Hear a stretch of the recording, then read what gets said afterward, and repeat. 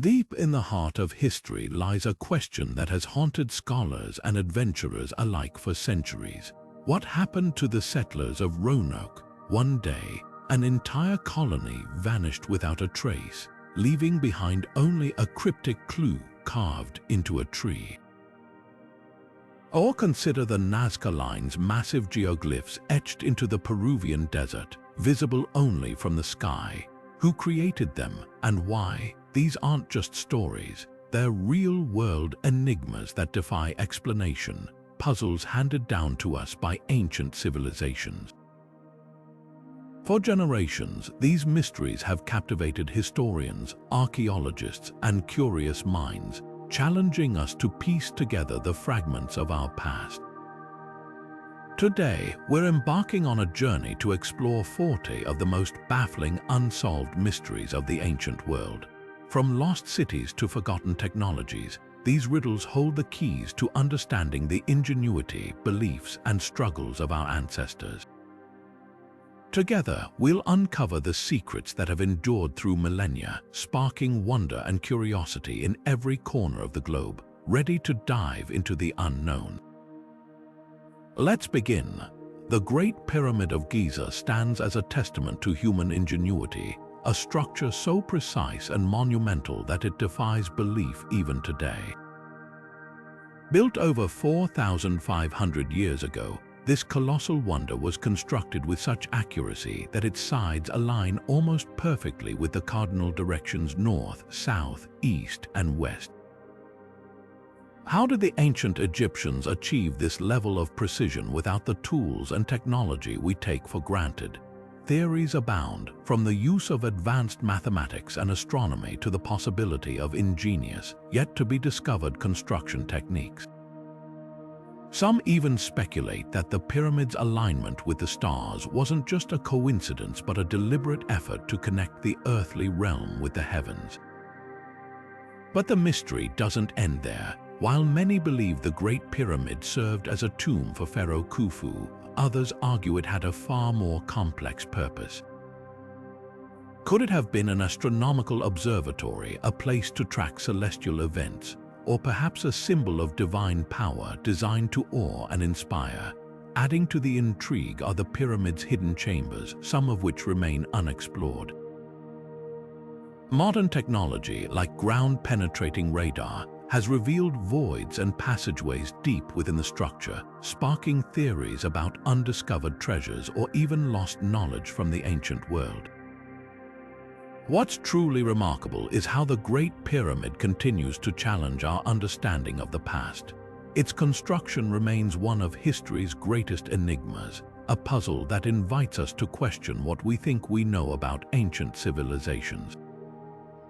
And as we marvel at this architectural wonder, it's impossible not to wonder what other secrets lie hidden within the ancient world waiting to be uncovered.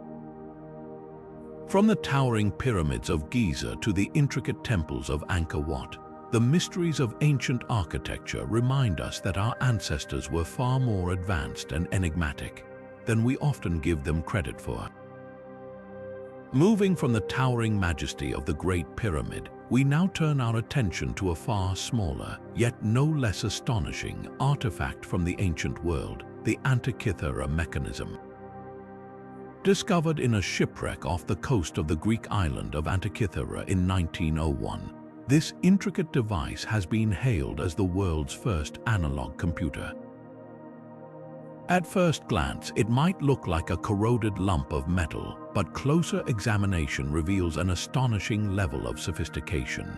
The mechanism is a complex assembly of bronze gears, some as small as a fingernail, meticulously arranged to track celestial movements with remarkable precision. What makes the Antikythera Mechanism so extraordinary is its ability to predict astronomical events, such as lunar and solar eclipses, and even the positions of the planets.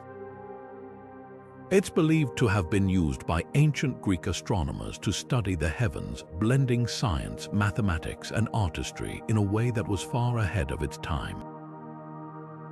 The device's complexity suggests a deep understanding of both mechanics and astronomy, challenging the common assumption that ancient civilizations lacked advanced technological knowledge. But here's the twist: nothing like the Antikythera Mechanism appears in the historical record for over 1,000 years after its creation. This raises the question, how did such a groundbreaking invention seemingly vanish from history? Was it a one-of-a-kind marvel, or are there other examples of ancient technology that have been lost to time? The mechanism's existence forces us to rethink what we know about the capabilities of ancient societies. Were they experimenting with ideas and innovations that we've only rediscovered centuries later? The Antikythera Mechanism isn't just a relic, it's a window into a world where science and ingenuity flourished in ways we're still trying to fully understand. Its discovery reminds us that the ancient world was far more complex and interconnected than we often imagine. And as we marvel at this ancient computer, it's impossible not to wonder, what other technological wonders from the past remain hidden, waiting to be unearthed? From the gears of the Antikythera Mechanism to the towering pyramids, the ancient world continues to surprise us, proving that our ancestors were far more ingenious than history often gives them credit for.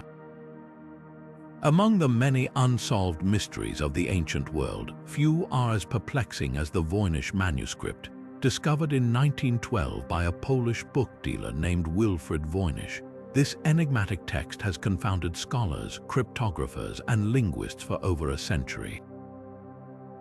Its pages are filled with a strange, undecipherable script, a language that bears no resemblance to any known alphabet, accompanied by bizarre illustrations of plants, celestial diagrams, and human-like figures engaged in peculiar, unexplained activities.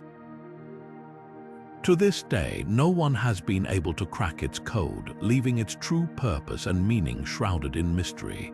Theories about the manuscript's origin are as varied as they are fascinating. Some believe it to be an elaborate medieval hoax crafted to deceive or entertain. Others suggest it might be a coded medical or alchemical text filled with secrets of ancient herbal remedies or esoteric knowledge. More speculative ideas propose that it could be evidence of extraterrestrial contact, with its strange symbols representing an alien language. And then there are those who argue it might be a lost language, perhaps from a civilization that has long since disappeared, leaving behind this tantalizing clue to their existence.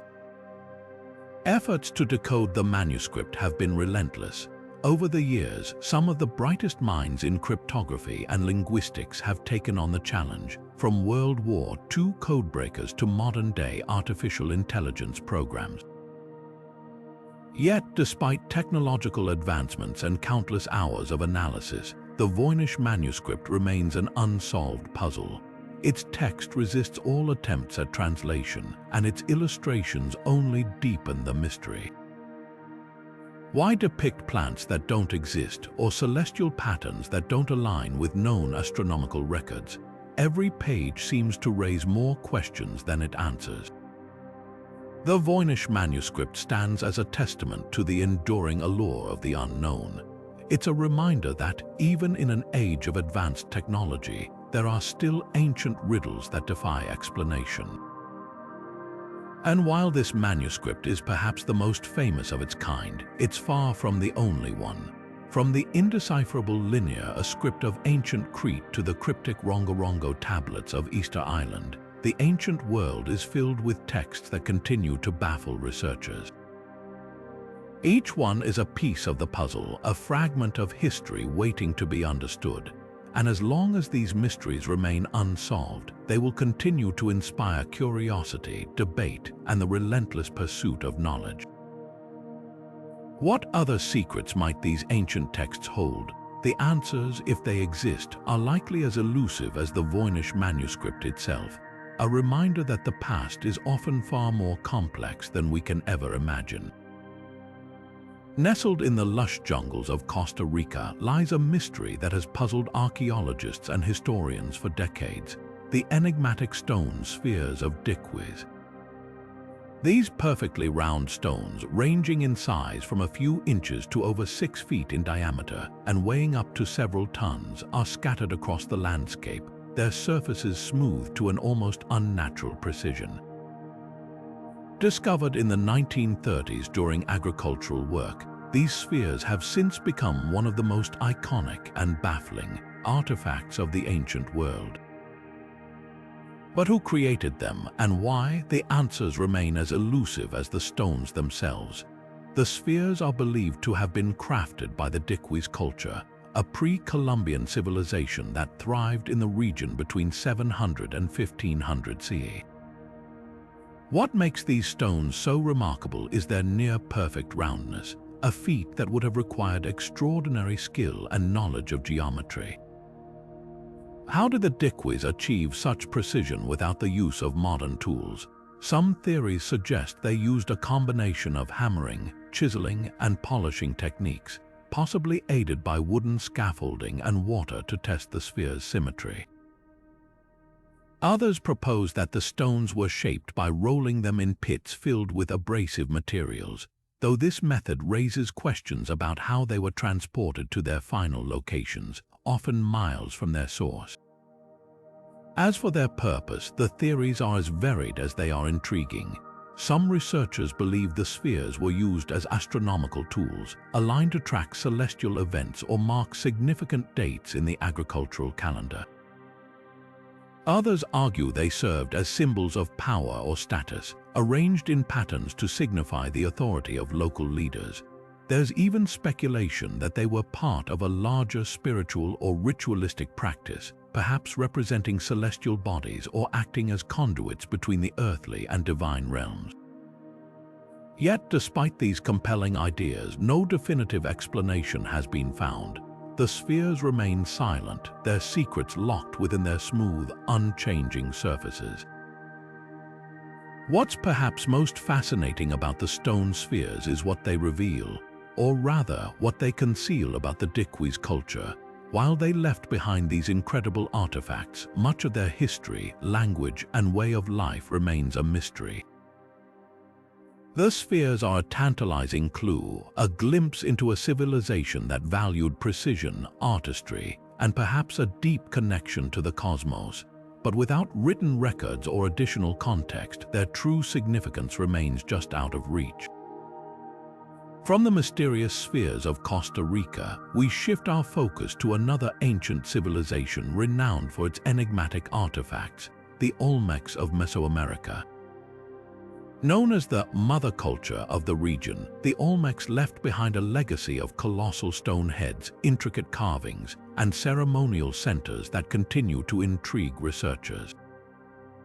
Like the Dikwis, the Olmecs mastered the art of stonework, creating monumental sculptures that defy easy explanation. What drove these ancient peoples to craft such extraordinary objects, and what messages were they trying to convey? As we explore the Olmecs and their legacy, we'll uncover yet another layer of the ancient world's enduring mysteries. Now, let's journey to the vast, arid plains of southern Peru, where the Nazca Lines stretch across the desert like a giant canvas etched into the earth. These enormous geoglyphs, some spanning hundreds of feet, depict an array of intricate designs: spiraling monkeys, soaring birds, delicate flowers, and precise geometric patterns. Created by the Nazca culture between 500 BC and 500 CE, these lines have captivated explorers and researchers for centuries. But how did a civilization with no access to flight produce such large-scale artwork, visible only from the sky? And more importantly, why? Theories about the purpose of the Nazca Lines are as varied as the designs themselves. Some researchers believe they served as a form of religious expression, perhaps pathways for ceremonial processions or offerings to the gods. Others suggest they functioned as an astronomical calendar, aligned with celestial events to mark important dates for planting or harvesting. There's even the intriguing possibility that the lines were part of a complex water ritual, given the region's extreme aridity and the Nazca's reliance on underground aqueducts. Each theory offers a compelling glimpse into the minds of the Nazca people, but none have been definitively proven. What makes the Nazca Lines even more astonishing is the precision with which they were created. Without the ability to view their work from above, how did the Nazca achieve such accuracy? Some scholars propose they used simple tools and techniques, such as ropes and stakes, to map out the designs on a smaller scale before enlarging them. Yet, even with these methods, the sheer scale and complexity of the geoglyphs remain a marvel of ancient engineering. The Nazca's ability to translate their vision into such precise, large-scale art is a testament to their ingenuity and dedication. But the mystery doesn't end there. The Nazca Lines have endured for over 2,000 years, largely untouched by erosion or human activity. Their preservation is partly due to the region's unique climate, dry, windless, and stable, but it also raises questions about their intended longevity. Were these lines meant to be a permanent record, a message to future generations or even to the gods themselves? Or were they created for a more immediate purpose, one that we've yet to fully understand? The Nazca Lines stand as one of the most striking examples of ancient art that defies easy explanation. Like the stone spheres of Costa Rica and the Olmec heads of Mesoamerica, they remind us that the ancient world was filled with cultures capable of extraordinary achievements. Each line, each design, is a piece of a puzzle that challenges us to rethink what we know about the past and the people who shaped it. As we marvel at these enigmatic creations, we're left with a tantalizing question. What other ancient masterpieces, hidden in plain sight, are waiting to be discovered and understood? The Nazca Lines are just one chapter in the ongoing story of humanity's quest to leave its mark on the world, a story that continues to unfold with every new discovery. From the sprawling desert lines of Nazca, we now turn to one of the most enduring legends of the ancient world, the lost city of Atlantis. First described by the Greek philosopher Plato around 360 BCE, Atlantis was said to be a powerful and advanced civilization that mysteriously vanished beneath the waves in a single day and night of catastrophic destruction. Plato's account paints a vivid picture of a utopian society, rich in resources and technological prowess, yet ultimately doomed by its own hubris. But was Atlantis a real place, or merely a cautionary tale crafted by Plato to illustrate his philosophical ideas? The debate has raged for centuries, and the search for Atlantis continues to captivate explorers and scholars alike. Plato's dialogues, Timaeus and Critias, provide the only known written accounts of Atlantis. He describes it as a vast island empire located beyond the Pillars of Hercules, which many believe to be the modern-day Strait of Gibraltar. According to Plato, Atlantis was a marvel of engineering, with concentric rings of land and water, grand temples, and a thriving society. But after a failed invasion of Athens, the gods punished Atlantis, submerging it into the ocean as a warning against greed and arrogance. While Plato's story is rich in detail, historians have long questioned whether it was based on real events or purely allegorical. Theories about Atlantis's possible location span the globe, from the Mediterranean Sea to the Caribbean and even Antarctica. Some researchers suggest it could have been inspired by the volcanic eruption that devastated the island of Thera, modern-day Santorini, around 1600 BC, which wiped out the Minoan civilization. Others propose that Atlantis might have been situated in the Azores, the Bahamas, or even off the coast of Spain. Each theory is supported by tantalizing clues such as underwater ruins, unusual geological formations, or ancient texts that seem to echo Plato's descriptions.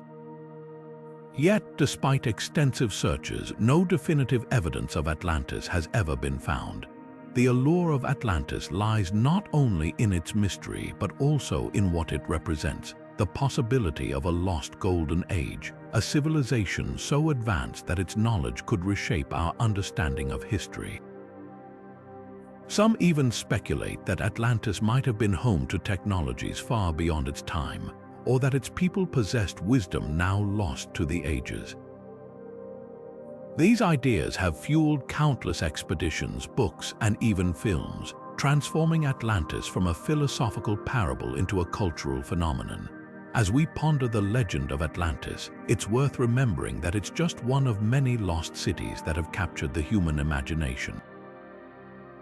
From the fabled El Dorado to the sunken ruins of Dwarka in India, the idea of a vanished civilization resonates deeply with our curiosity and sense of wonder.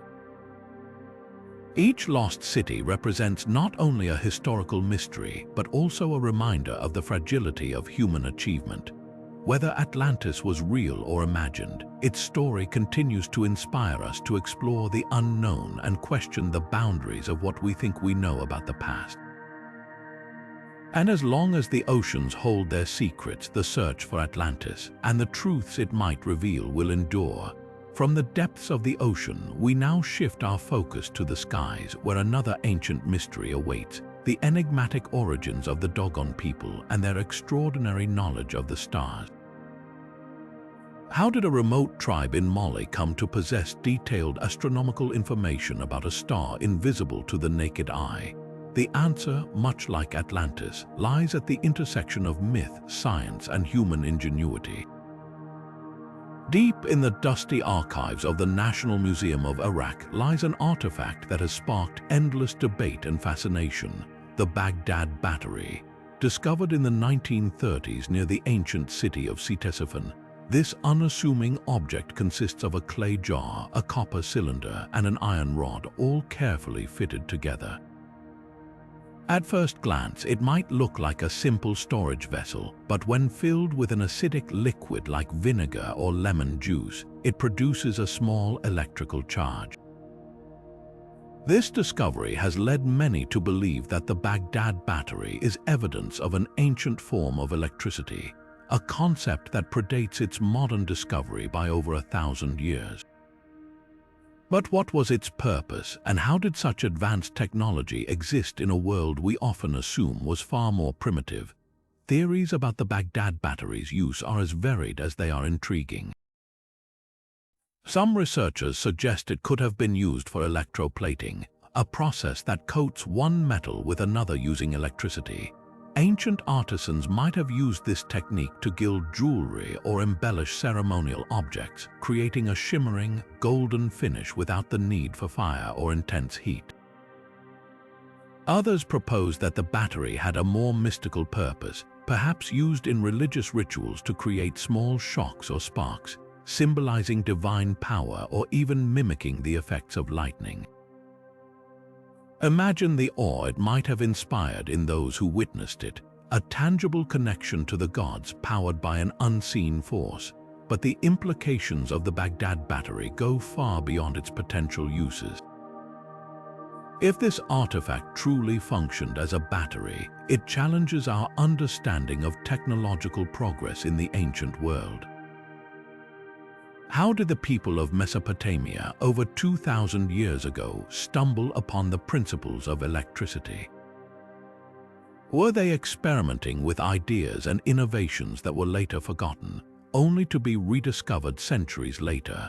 The battery raises questions about the transmission of knowledge across civilizations and the possibility that ancient societies were far more advanced than we give them credit for.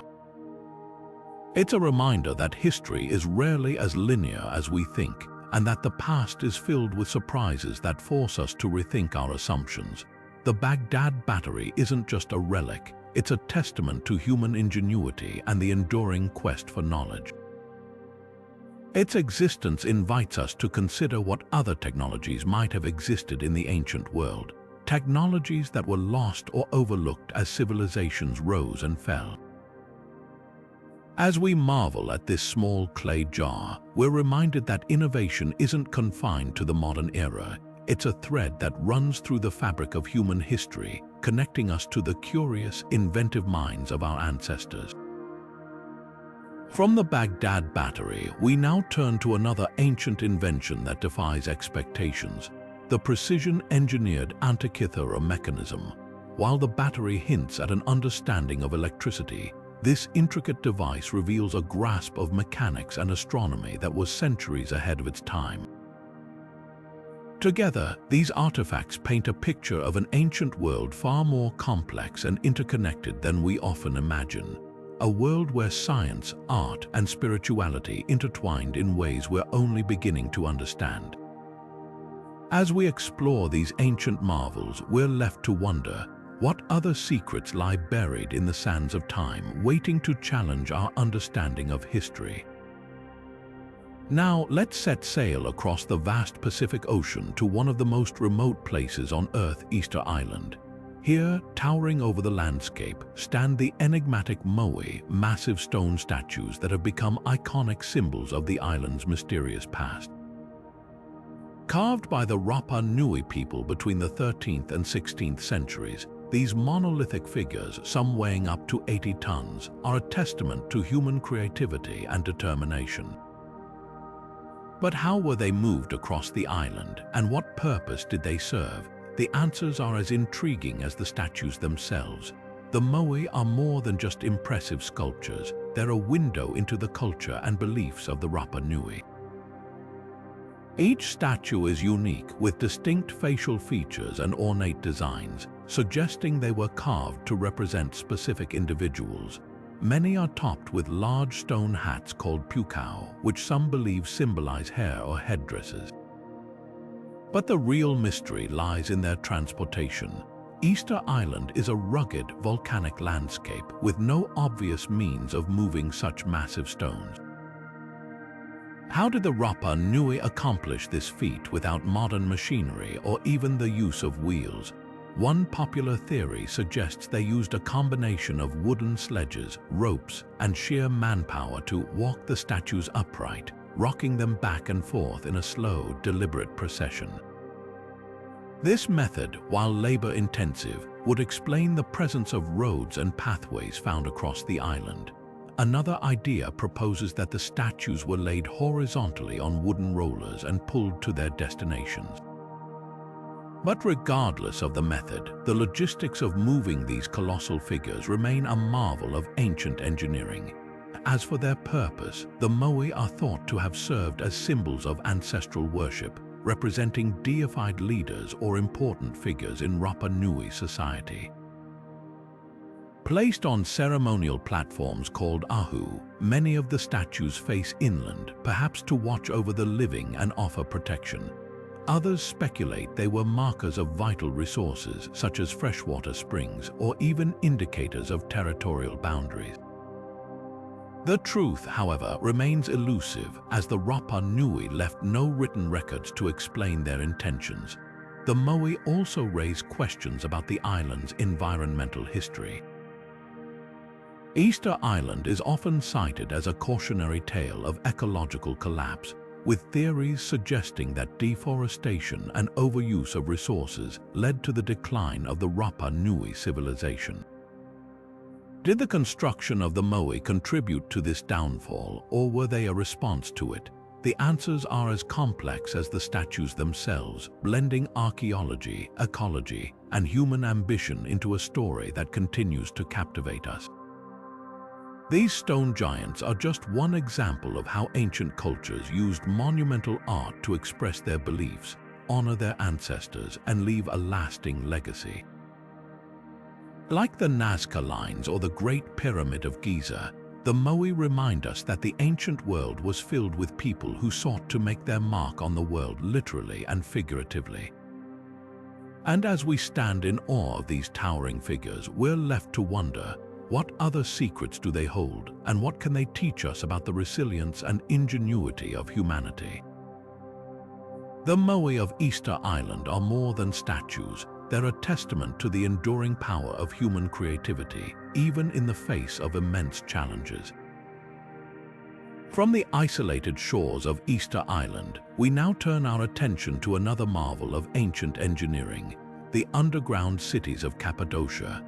Carved deep into the soft volcanic rock of central Turkey, these sprawling subterranean networks are a reminder that the ancient world's mysteries aren't just found above ground. Sometimes they're hidden far beneath our feet. Hidden beneath the earth in China's Shaanxi province lies one of the most astonishing archaeological discoveries of all time, the Terracotta Army. In 1974, farmers digging a well stumbled upon fragments of clay figures, unaware that they had uncovered an ancient treasure trove. What they found was an entire army of life-sized soldiers, horses, and chariots, meticulously crafted and buried over 2,000 years ago. This vast army, numbering in the thousands, was created to accompany China's first emperor, Qin Shi Huang, into the afterlife, a testament to his ambition, power, and the mysteries of ancient Chinese beliefs. The Terracotta Army is more than just a collection of statues. It's a window into the mind of a ruler who sought to conquer even death itself. Each soldier is unique, with distinct facial features, hairstyles, and expressions, suggesting they were modeled after real individuals. Some stand tall with weapons in hand, while others kneel as archers, ready to defend their emperor in the afterlife. The level of detail is staggering, from the intricate armor designs to the lifelike expressions etched into their faces.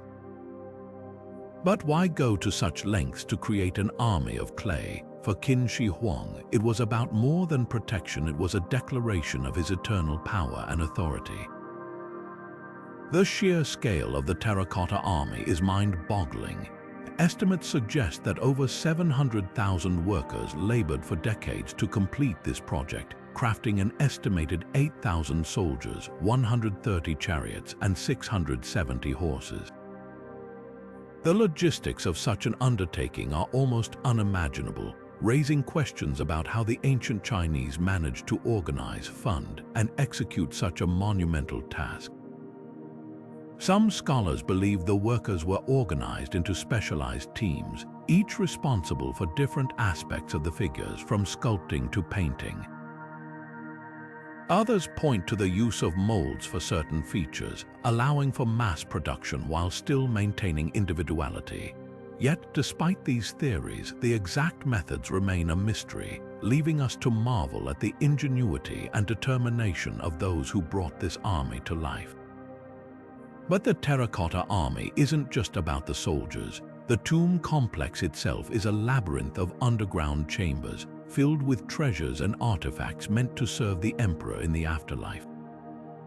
While the main burial mound remains largely unexcavated due to concerns about preserving its contents, legends suggest it contains rivers of mercury, replicas of palaces, and other wonders meant to recreate the emperor's earthly dominion. These tales only add to the allure of the site, painting a picture of a ruler who sought to carry his power and wealth beyond the grave. The Terracotta Army is a reminder of the lengths to which ancient civilizations went to honor their leaders and prepare for the unknown.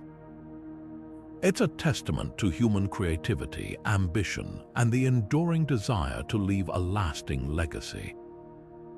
And as we stand before these silent sentinels, we're left to wonder, what other secrets lie buried in the tomb of Qin Shi Huang, waiting to be uncovered? The Terracotta Army is just one piece of a much larger puzzle, a glimpse into a world where the boundary between life and death was as thin as the clay from which these soldiers were made. From the sprawling tomb complex of Qin Shi Huang, we now turn to another ancient burial site shrouded in mystery, the Valley of the Kings in Egypt. Here, beneath the sun-baked sands, lies a network of tombs filled with treasures, hieroglyphs, and secrets that have captivated explorers for centuries. What stories do these ancient chambers hold, and what can they tell us about the beliefs and ambitions of the pharaohs who built them? As we venture into the Valley of the Kings, we'll uncover yet another layer of the ancient world's enduring mysteries. Standing guard on the Giza Plateau, just a short distance from the Great Pyramid, is one of the most recognizable and enigmatic monuments of the ancient world, the Great Sphinx of Giza. With the body of a lion and the head of a human, this colossal statue has captivated the imagination of explorers, historians, and visitors for centuries. But who built it and why? The answers to these questions are as elusive as the Sphinx's enigmatic smile. The Sphinx's origins are shrouded in mystery. Most Egyptologists believe it was commissioned by the pharaoh Khafre, who ruled during the 4th dynasty around 2500 BCE. They point to the statue's proximity to Khafre's pyramid and the resemblance of its face to other known depictions of the pharaoh. However, not everyone agrees. Some researchers argue that the Sphinx could be far older, perhaps dating back to a time before the pyramids. They cite erosion patterns on the statue's body, which suggest it may have been exposed to heavy rainfall, conditions that haven't existed in the region for over 10,000 years.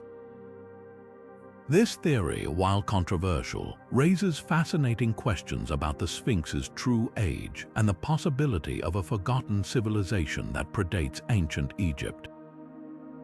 Adding to the mystery is the Sphinx's missing nose. Popular legend claims it was destroyed by Napoleon's troops during their campaign in Egypt, but historical records tell a different story.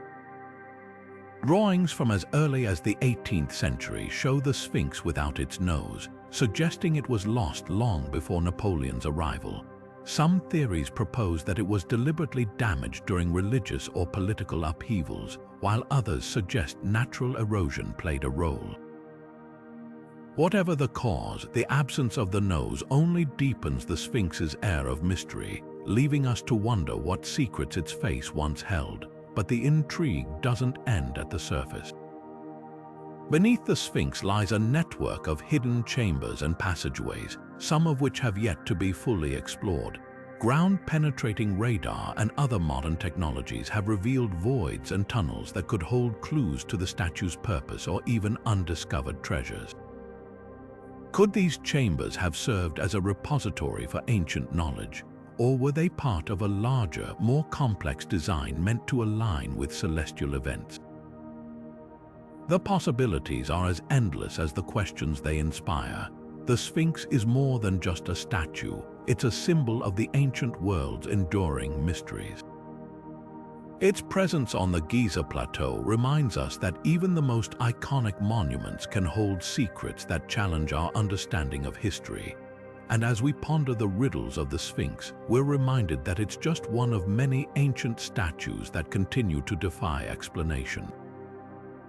From the towering moai of Easter Island to the intricate carvings of the Olmec heads, these monumental creations are a testament to the ingenuity and ambition of the civilizations that came before us. What other stories do they have to tell? The answers, like the Sphinx itself, remain tantalizingly out of reach. From the enigmatic gaze of the Sphinx, we now turn to another ancient wonder that has puzzled researchers for centuries: the massive stone blocks of Bolbek in Lebanon. How did ancient builders move and position these colossal stones, some weighing over 1,000 tons? The answer, much like the Sphinx, lies at the intersection of human ingenuity and enduring mystery. In the dry, rugged cliffs near the Dead Sea, a Bedouin shepherd made a discovery in 1947 that would forever change our understanding of ancient history. While searching for a lost goat, he stumbled upon a cave filled with clay jars containing ancient scrolls. These weren't just any texts, they were the Dead Sea Scrolls, a collection of over 900 manuscripts dating back over 2,000 years. Their discovery would unlock a treasure trove of insights into early Judaism and the roots of Christianity, while also raising profound questions about who created them and why they were hidden away in such a remote location. The scrolls include fragments of every book of the Hebrew Bible except for the Book of Esther, making them the oldest known copies of these sacred texts. But they don't stop there. Alongside biblical writings, the scrolls contain hymns, prayers, and community rules that shed light on the beliefs and practices of a Jewish sect known as the Essenes. This group, believed to have lived in the nearby settlement of Qumran, was deeply devoted to religious purity and awaited a coming apocalypse. The scrolls offer a rare glimpse into their world, revealing a community that meticulously copied and preserved these texts, perhaps as a way to safeguard their faith during turbulent times. But the mystery of the Dead Sea Scrolls doesn't end with their content. Who wrote them and why were they hidden in caves? Some scholars believe the Essenes stored the scrolls to protect them from the Roman armies that were advancing on the region. Others suggest the scrolls were part of a library, carefully archived for future generations. There's even speculation that the texts were brought to Qumran from elsewhere, possibly Jerusalem, as part of a larger effort to preserve Jewish heritage. The truth remains elusive, leaving us to piece together the story of these ancient manuscripts through the fragments they left behind. What makes the Dead Sea Scrolls so significant is not just their age, but the way they bridge the gap between ancient traditions and modern faiths. For Judaism, they provide a clearer picture of the religious landscape during the Second Temple period, a time of profound transformation. For Christianity, they offer context for the world in which Jesus lived, revealing shared beliefs and practices between early Christians and Jewish sects of the time. The scrolls are a reminder that history is rarely as simple as it seems, and that the past is filled with voices waiting to be heard. From the cliffs of Qumran, we now turn to another ancient text shrouded in mystery, the Book of Enoch. This ancient Jewish work, which predates the Dead Sea Scrolls, was once considered scripture by early Christian communities but later excluded from the biblical canon. Its pages are filled with vivid descriptions of angels, apocalyptic visions, and cosmic journeys, offering a glimpse into the imaginative and spiritual world of ancient writers. Like the Dead Sea Scrolls, the Book of Enoch challenges us to rethink what we know about the beliefs and aspirations of those who came before us. What other secrets might these ancient texts hold, and what can they teach us about the enduring quest for meaning in an ever-changing world? Deep beneath the lush hills of Zhejiang province in China lies a mystery that baffles archaeologists and engineers alike, the Longyu Caves. Discovered in 1992 by a curious villager draining a local pond, these sprawling underground chambers are a marvel of ancient engineering.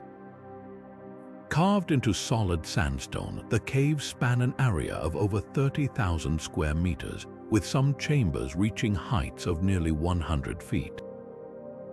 What makes them truly astonishing, though, is their precision. The walls are adorned with intricate parallel chisel marks, spaced so uniformly that they suggest the use of advanced tools or techniques far beyond what we typically associate with ancient civilizations. But who built them and why? The answers remain as elusive as the caves themselves. Theories about the Longyu Caves' purpose are as varied as they are fascinating. Some researchers believe they were used as mines, perhaps for extracting valuable minerals or stone. Yet, no evidence of mining activity, such as tools, debris, or remnants of extracted materials, has ever been found. Others propose that the caves served as storage facilities for grain or other goods, taking advantage of the stable, cool environment underground. However, the sheer scale and meticulous craftsmanship of the caves seem to exceed the practical needs of simple storage. Could they have been used for something more profound, like religious or ceremonial purposes? The absence of inscriptions, artifacts, or any clear indicators of their use only deepens the mystery, leaving us to speculate about their true function. What's perhaps most remarkable about the Longyu Caves is the sheer effort required to create them. Archaeologists estimate that removing the massive amounts of stone necessary to carve out these chambers would have required the labor of thousands of workers over decades. Yet there's no historical record or oral tradition that mentions their construction. How could such a monumental project have been carried out without leaving a trace in the annals of history? Some have even suggested that the caves might predate known Chinese civilizations, pointing to their lack of cultural or historical context as evidence of an even older, forgotten society. The precision of the cave's construction also raises intriguing questions. The walls and ceilings are carved at nearly perfect 90-degree angles, with surfaces so smooth they appear almost polished. How did ancient builders achieve such accuracy without the use of modern tools or measuring devices? Some speculate that they might have used a system of ropes, levels, or even water to ensure uniformity, but no definitive evidence has been found to support these theories. The Longyu Caves stand as a testament to the ingenuity and determination of their creators, whoever they were. As we ponder the purpose and origins of these enigmatic caverns, we're reminded that the Longyu Caves are just one example of ancient engineering that defies explanation. From the precision of the Great Pyramid to the hidden chambers beneath the Sphinx, the ancient world is filled with structures that challenge our understanding of history and human capability. Each one invites us to question what we think we know about the past and to marvel at the creativity and resilience of those who came before us. What other hidden wonders might be waiting to be discovered, buried beneath the earth or lost to the sands of time? The Longyu Caves are a reminder that the ancient world still holds countless secrets, each one a piece of the puzzle that is our shared human story. From the shadowy depths of the Longyu Caves, we now turn to another ancient marvel that continues to captivate and confound: the massive stone heads of the Olmec civilization. These colossal sculptures, with their enigmatic expressions and imposing presence, offer yet another glimpse into the mysteries of the ancient world. Emerging from the shadows of history comes a map that defies all logic and challenges our understanding of the ancient world: the Piri Reis Map. Created in 1513 by the Ottoman admiral and cartographer Piri Reis, this stunning artifact is more than just a navigational tool. It's a window into a world of lost knowledge. What makes this map so extraordinary is its depiction of coastlines and geographical features that, at the time, should have been completely unknown to Europeans. From the precise outline of South America to the mysterious inclusion of Antarctica, the Piri Reis Map raises questions that have puzzled historians and researchers for centuries. The map's accuracy is particularly baffling when you consider the state of cartography in the early 16th century. European explorers were only beginning to chart the New World, and Antarctica wouldn't be officially discovered for another 300 years. Yet the Piri Reis Map not only shows these regions but does so with a level of detail that suggests first-hand knowledge. How could Piri Reis have access to such information? The key might lie in the map's own inscriptions. Piri Reis himself claimed to have drawn from multiple source maps, some of which he described as being from the time of Alexander the Great. Could these sources have been remnants of an advanced ancient civilization, one with knowledge of the world far beyond what we've traditionally believed? Theories about the map's origins range from the plausible to the extraordinary. Some researchers argue that it was based on earlier maps created by ancient seafaring cultures, such as the Phoenicians or the Minoans, who may have explored far beyond the Mediterranean. Others propose that the map's accuracy could be evidence of a lost civilization, like the legendary Atlantis, which allegedly possessed advanced knowledge of the globe. There's even speculation that the map might have been influenced by extraterrestrial sources, though this idea remains firmly in the realm of speculation.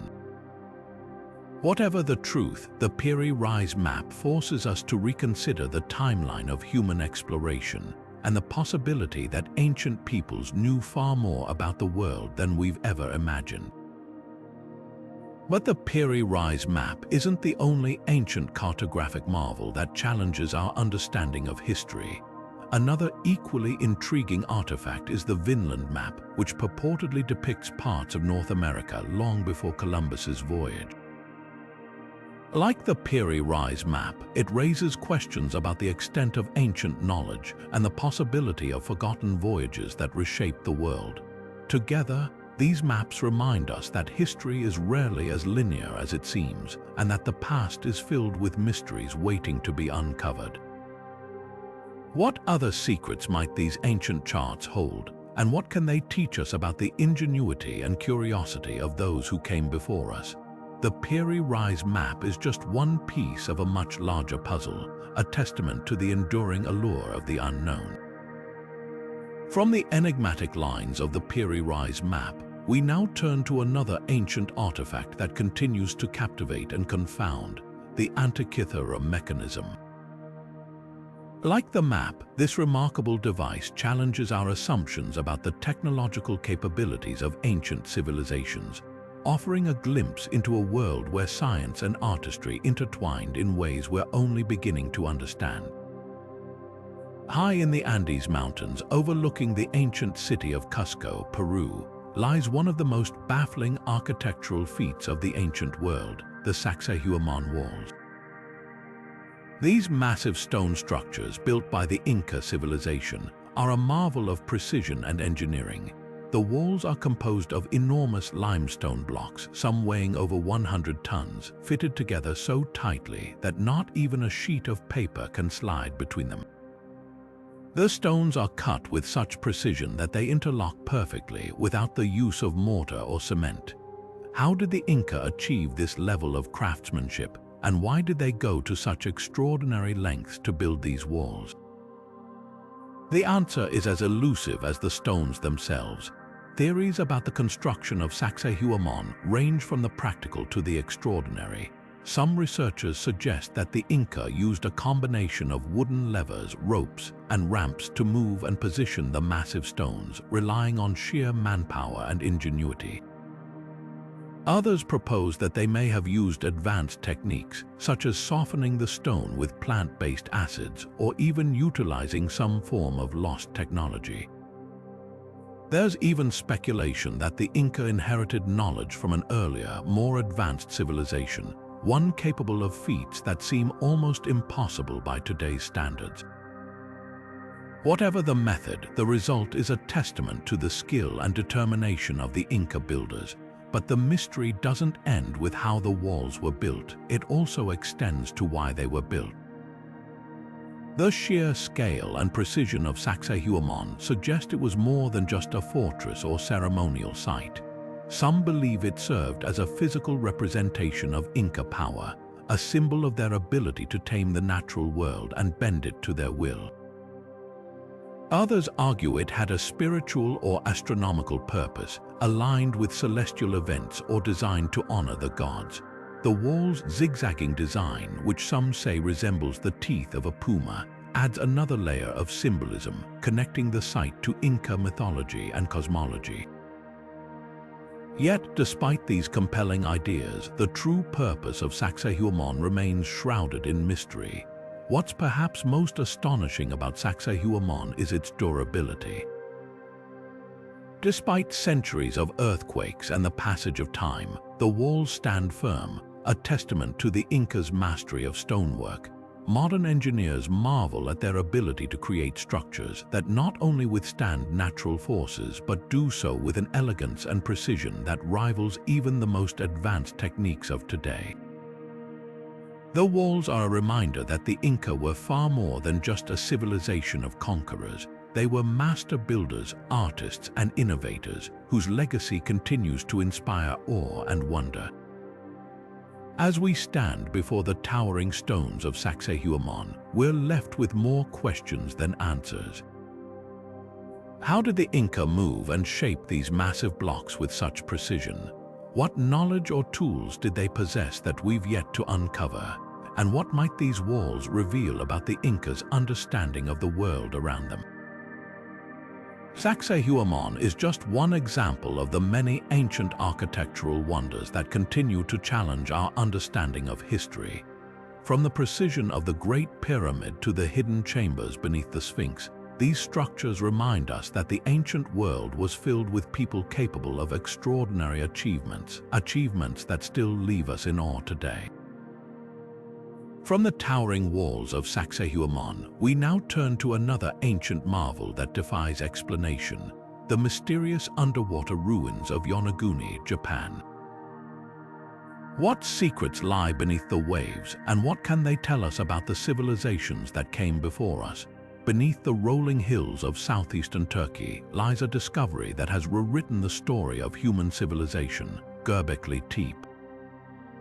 Dating back over 11,000 years, this ancient temple complex predates stone, hinged by more than 6 millennia and even the advent of agriculture. Its massive stone pillars, intricately carved with animals, symbols, and abstract designs, stand as a testament to a time when humans were thought to be simple hunter-gatherers. But Göbekli Tepe shatters that assumption, revealing a level of sophistication and communal effort that forces us to rethink the very origins of society. Who built this monumental site, and why did they go to such extraordinary lengths to create it? The answers are as enigmatic as the site itself. What makes Göbekli Tepe truly remarkable is its age. Constructed at a time when humans were just beginning to settle into permanent communities, it challenges the traditional narrative that organized religion and monumental architecture emerged only after the development of agriculture. Instead, Göbekli Tepe suggests that the desire to create and gather around sacred spaces may have been a driving force behind the rise of civilization. The site's circular structures, each featuring towering limestone pillars arranged in a ring, hint at a complex belief system, one that united people across great distances to participate in rituals and ceremonies. But what were they worshipping, and why did they choose this remote location? These questions continue to baffle researchers. Adding to the mystery is the fact that Göbekli Tepe was deliberately buried around 8000 BC. Why would a society go to such lengths to preserve or conceal this site? Some theories suggest it was an act of reverence, a way to protect the sacred space from future generations or environmental changes. Others propose that the burial was part of a ritual, symbolizing the end of an era or the transition to a new way of life. Whatever the reason, the careful covering of the site ensured its preservation, allowing modern archaeologists to uncover a treasure trove of insights into humanity's distant past. The carvings on the pillars offer tantalizing clues about the beliefs and worldview of Göbekli Tepe's builders. Depictions of animals like foxes, snakes, and birds are thought to represent spiritual or symbolic meanings, possibly tied to shamanistic practices or early forms of mythology. The abstract symbols, meanwhile, hint at a system of communication or record-keeping that predates writing by thousands of years. These intricate designs suggest that the people who built Göbekli Tepe were not just skilled artisans but also deep thinkers, grappling with questions about their place in the world and their relationship to the natural and spiritual realms. From the mysteries of Göbekli Tepe, we turn our attention to another ancient site that challenges our understanding of human history, the submerged ruins of Dwarka off the coast of India. Said to be the legendary city of Krishna, this underwater discovery raises questions about the intersection of myth and reality, and whether ancient stories might hold more truth than we've ever imagined. As we dive into the depths of Dwarka, we'll uncover yet another layer of the ancient world's enduring enigmas. Hidden among the lush, rolling landscapes of Laos lies one of the most enigmatic and underappreciated mysteries of the ancient world, the Plain of Jars. Stretching across the Zienkong Plateau, this hauntingly beautiful site is home to thousands of massive stone jars, some standing over 9 feet tall and weighing several tons. Carved from solid rock, these jars are scattered across dozens of sites, their origins and purpose shrouded in mystery. Who created them and why? The answers remain as elusive as the secrets they guard. Theories about the purpose of these jars are as varied as the sites themselves. Some researchers believe they were used as burial urns, holding the remains of the dead in a ritualistic display of reverence. Excavations have uncovered human remains, pottery fragments, and other artifacts buried near the jars, lending credence to this idea. Others propose that the jars served as storage containers, perhaps for rice, water, or even fermented beverages used in ceremonies. The sheer number of jars, combined with their size and distribution, suggests they played a significant role in the daily or spiritual lives of the people who created them. But without written records or clear historical context, the truth remains tantalizingly out of reach. Equally baffling is the question of how these jars were made and transported. The stone used to create them, primarily sandstone and granite, was not locally sourced, meaning the massive blocks had to be quarried and moved from miles away. How did ancient builders, without the aid of modern machinery or even wheels, achieve such a feat? Some theories suggest they used logs, ropes, and sheer manpower to roll the stones into place, while others propose that the jars were carved on site, with the raw material transported in smaller, more manageable pieces. The precision of the carvings, with their smooth surfaces and consistent shapes, hints at a level of craftsmanship and organization that challenges our understanding of ancient societies in the region. Adding to the intrigue is the fact that the Plain of Jars is not a single site but a network of locations, each with its own unique configuration of jars. Some are arranged in clusters while others stand alone, as if marking significant points in the landscape. The diversity of these sites suggests that the jars may have served multiple purposes, reflecting the complex needs and beliefs of the people who created them. Yet, despite decades of research, archaeologists have yet to uncover a definitive explanation for their existence. The Plain of Jars is more than just an archaeological curiosity. It's a testament to the ingenuity and creativity of ancient cultures. Like the stone spheres of Costa Rica or the moai of Easter Island, these jars remind us that the ancient world was filled with people who sought to leave their mark on the landscape, whether for practical, spiritual, or symbolic reasons. And as we stand among these silent sentinels, we're reminded that the past is filled with stories waiting to be uncovered, stories that challenge our assumptions and invite us to see the world through new eyes. From the enigmatic jars of Laos, we now turn our attention to another ancient mystery, the submerged ruins of Yonaguni, Japan. What secrets lie beneath the waves, and what can they tell us about the civilizations that came before us? As we dive into the depths of Yonaguni, we'll uncover yet another layer of the ancient world's enduring enigmas. Now, let's journey to the humid lowlands of ancient Mexico, where the Olmec civilization left behind one of the most striking and enigmatic legacies of the pre-Columbian world, the colossal stone heads. Towering over the landscape, these massive sculptures, carved from single blocks of basalt, stand as silent witnesses to a culture that flourished over 3,000 years ago. With their stern expressions, distinctive headdresses, and imposing size, some weighing up to 40 tons, the Olmec heads are a testament to both artistic skill and engineering ingenuity. But who do they represent, and why were they created? The answers are as intriguing as the sculptures themselves. Theories about the purpose of these colossal heads abound.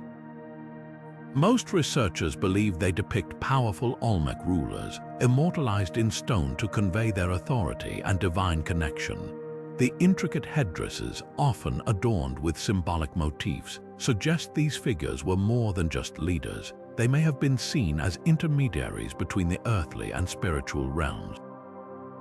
Others propose that the heads represent deities or mythical ancestors, serving as objects of veneration in religious ceremonies. What's clear is that these sculptures were deeply meaningful to the Olmec, embodying their beliefs, values, and social structure. But the exact identity of the individuals depicted remains a mystery, leaving us to wonder about the lives and stories behind these ancient faces. Equally puzzling is how the Olmec managed to carve and transport these massive stones. The basalt used for the heads was quarried from distant sites, some located over 50 miles away. Without the use of wheels or draft animals, how did they move such enormous blocks across rugged terrain? Some theories suggest they used wooden sledges, ropes, and sheer manpower, possibly aided by log rollers or rafts along rivers. The precision of the carvings, with their detailed facial features and headdresses, further highlights the Olmec's mastery of stonework. Yet, the sheer scale of the effort required raises questions about the society's organization and the importance they placed on these monumental creations. Were they symbols of power, expressions of faith, or perhaps both? The Olmec heads continue to challenge our understanding of their purpose and significance. What makes the Olmec heads even more fascinating is their cultural impact. Often referred to as the mother culture of Mesoamerica, the Olmec influenced later civilizations like the Maya and Aztec, laying the foundation for many of the region's artistic and religious traditions. The colossal heads are a reminder of this enduring legacy, a glimpse into a world where art and spirituality were deeply intertwined. Yet much about the Olmec remains shrouded in mystery, from their language to the reasons behind their eventual decline. From the imposing stone heads of the Olmec, we now turn to another ancient civilization renowned for its mysterious art, the Nazca of Peru. Like the Olmec, the Nazca left behind a legacy of monumental creations, this time not in stone but etched into the very earth itself. As we explore the Nazca Lines, we'll uncover yet another layer of the ancient world's enduring enigmas. What drove these ancient peoples to create such extraordinary works, and what messages were they trying to convey? The answers, much like the lines themselves, are waiting to be discovered. Now, let's travel to the ancient city of Bolbek in Lebanon, where one of the most jaw-dropping engineering marvels of the ancient world awaits, the Bolbek Stones. These gigantic stone blocks, some weighing over 1,000 tons, form the foundation of the Temple of Jupiter, a site that has left archaeologists and engineers scratching their heads for decades. How did ancient builders manage to quarry, transport, and position these colossal stones with such precision? The answers, much like the stones themselves, are anything but small. The largest of these stones, known as the Stone of the Pregnant Woman, is estimated to weigh around 1,200 tons. To put that into perspective, that's roughly the weight of 3 fully loaded Boeing 747 airplanes. Even with modern machinery, moving such a massive block would be a monumental challenge. Yet, the ancient builders of Bolbek not only moved it but also placed it with astonishing accuracy, fitting it seamlessly alongside other massive stones to create a foundation for their temple. The question is, how?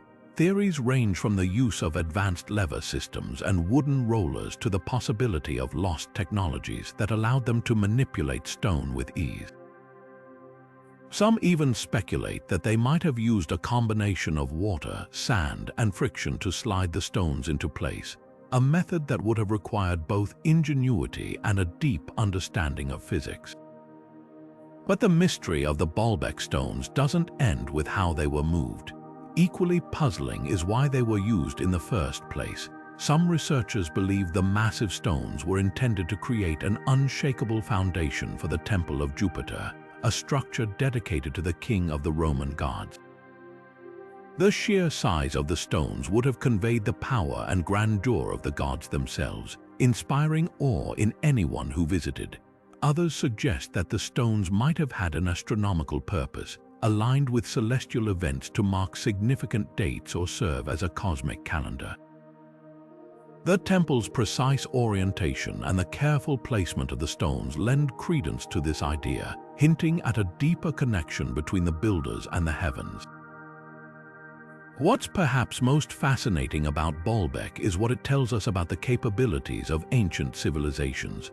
The site predates the Roman Empire by centuries, with evidence suggesting that the massive stones were part of an even older structure, possibly built by the Phoenicians or another ancient culture.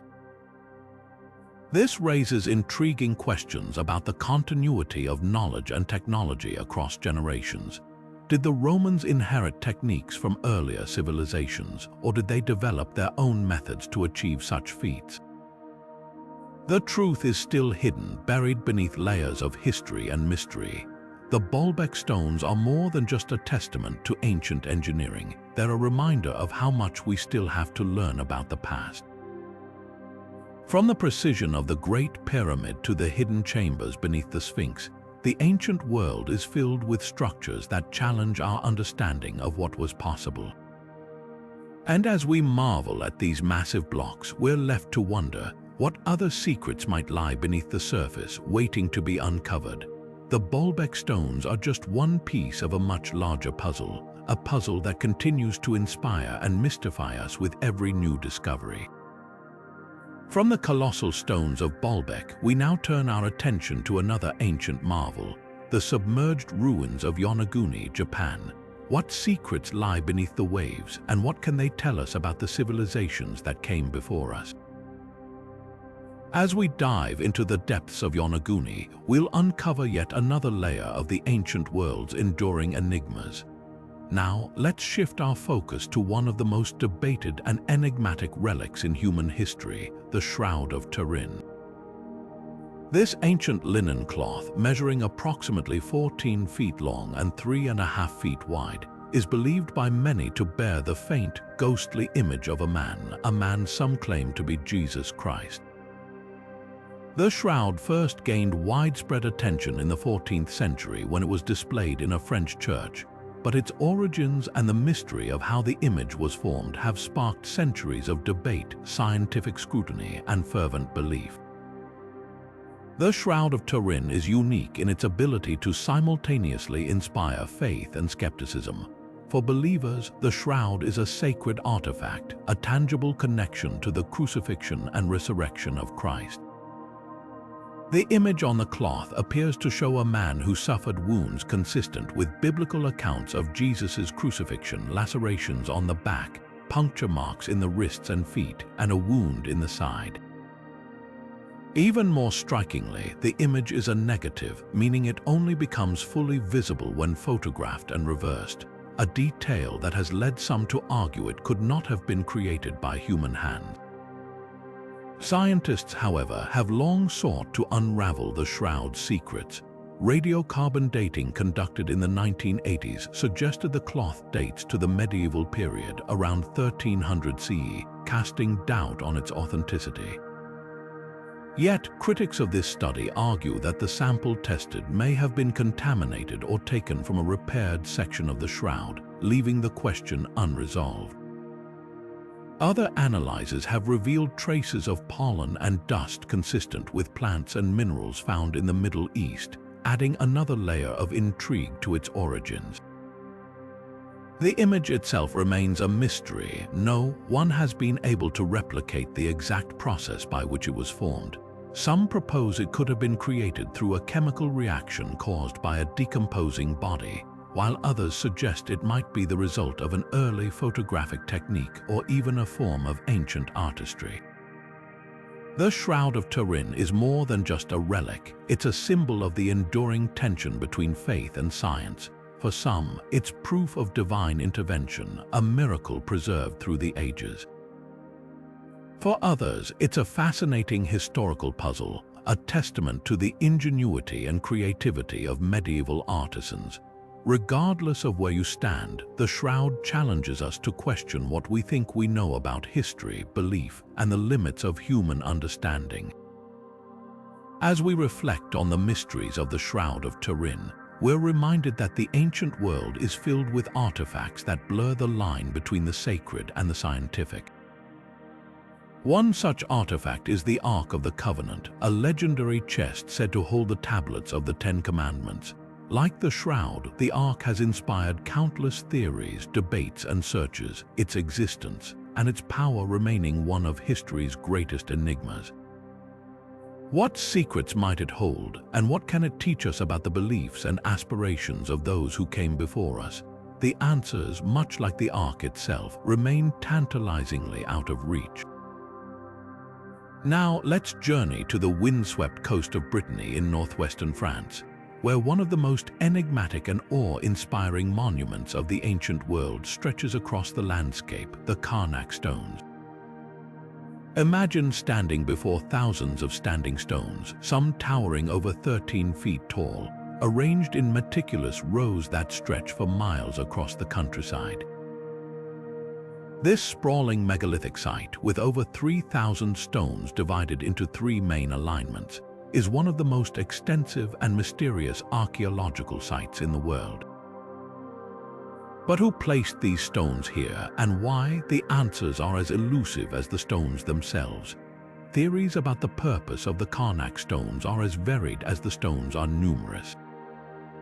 Some researchers believe they served as an astronomical calendar, aligned with the movements of the sun, moon, and stars to mark significant dates for planting, harvesting, or religious ceremonies. The precise arrangement of the stones, with their rows pointing toward the horizon, suggests a deep understanding of celestial patterns, an ancient form of sky watching that connected the people of Karnak to the cosmos. Others argue that the stones had a more spiritual or ritualistic purpose, perhaps serving as a sacred space for ceremonies, offerings, or even as a boundary between the realms of the living and the dead. The sheer scale and organization of the site hint at a society that placed immense value on these rituals, dedicating generations of labor to create this monumental landscape. But the mystery doesn't end with their purpose. How did the ancient builders of Karnak erect and align these massive stones with such precision? Some of the stones weigh several tons, yet they were moved and positioned without the use of modern machinery or even wheels. Theories suggest they used wooden sledges, ropes, and sheer manpower, possibly aided by log rollers or ramps to maneuver the stones into place. The alignment of the rows, often in near-perfect parallel lines, raises further questions about the tools and techniques they employed. Did they use some form of primitive surveying equipment, or were they guided by oral traditions and careful observation of the natural world? The ingenuity and determination required to create the Karnak stones are a testament to the skill and vision of their creators, whose methods remain largely a mystery. Adding to the intrigue is the fact that the Karnak stones are not alone in the world of megalithic monuments. From the towering standing stones of Stonehenge to the mysterious dolmens of Ireland, ancient cultures across Europe and beyond left behind similar enigmatic structures. Each site offers its own unique clues about the beliefs, practices, and capabilities of the people who built them. Yet, despite the similarities, the Karnak stones stand out for their scale and complexity, a reminder that the ancient world was filled with cultures capable of extraordinary achievements. What's perhaps most fascinating about the Karnak stones is what they reveal, or rather, what they conceal about the society that created them.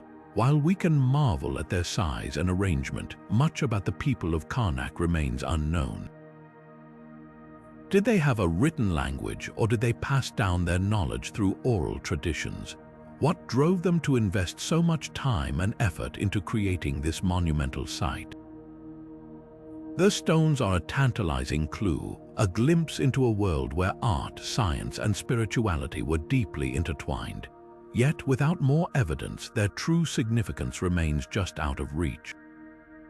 As we stand among the silent sentinels of Karnak, we're reminded that these stones are just one piece of a much larger puzzle. From the towering moai of Easter Island to the intricate Nazca Lines, the ancient world is filled with monuments that challenge our understanding of history and human capability.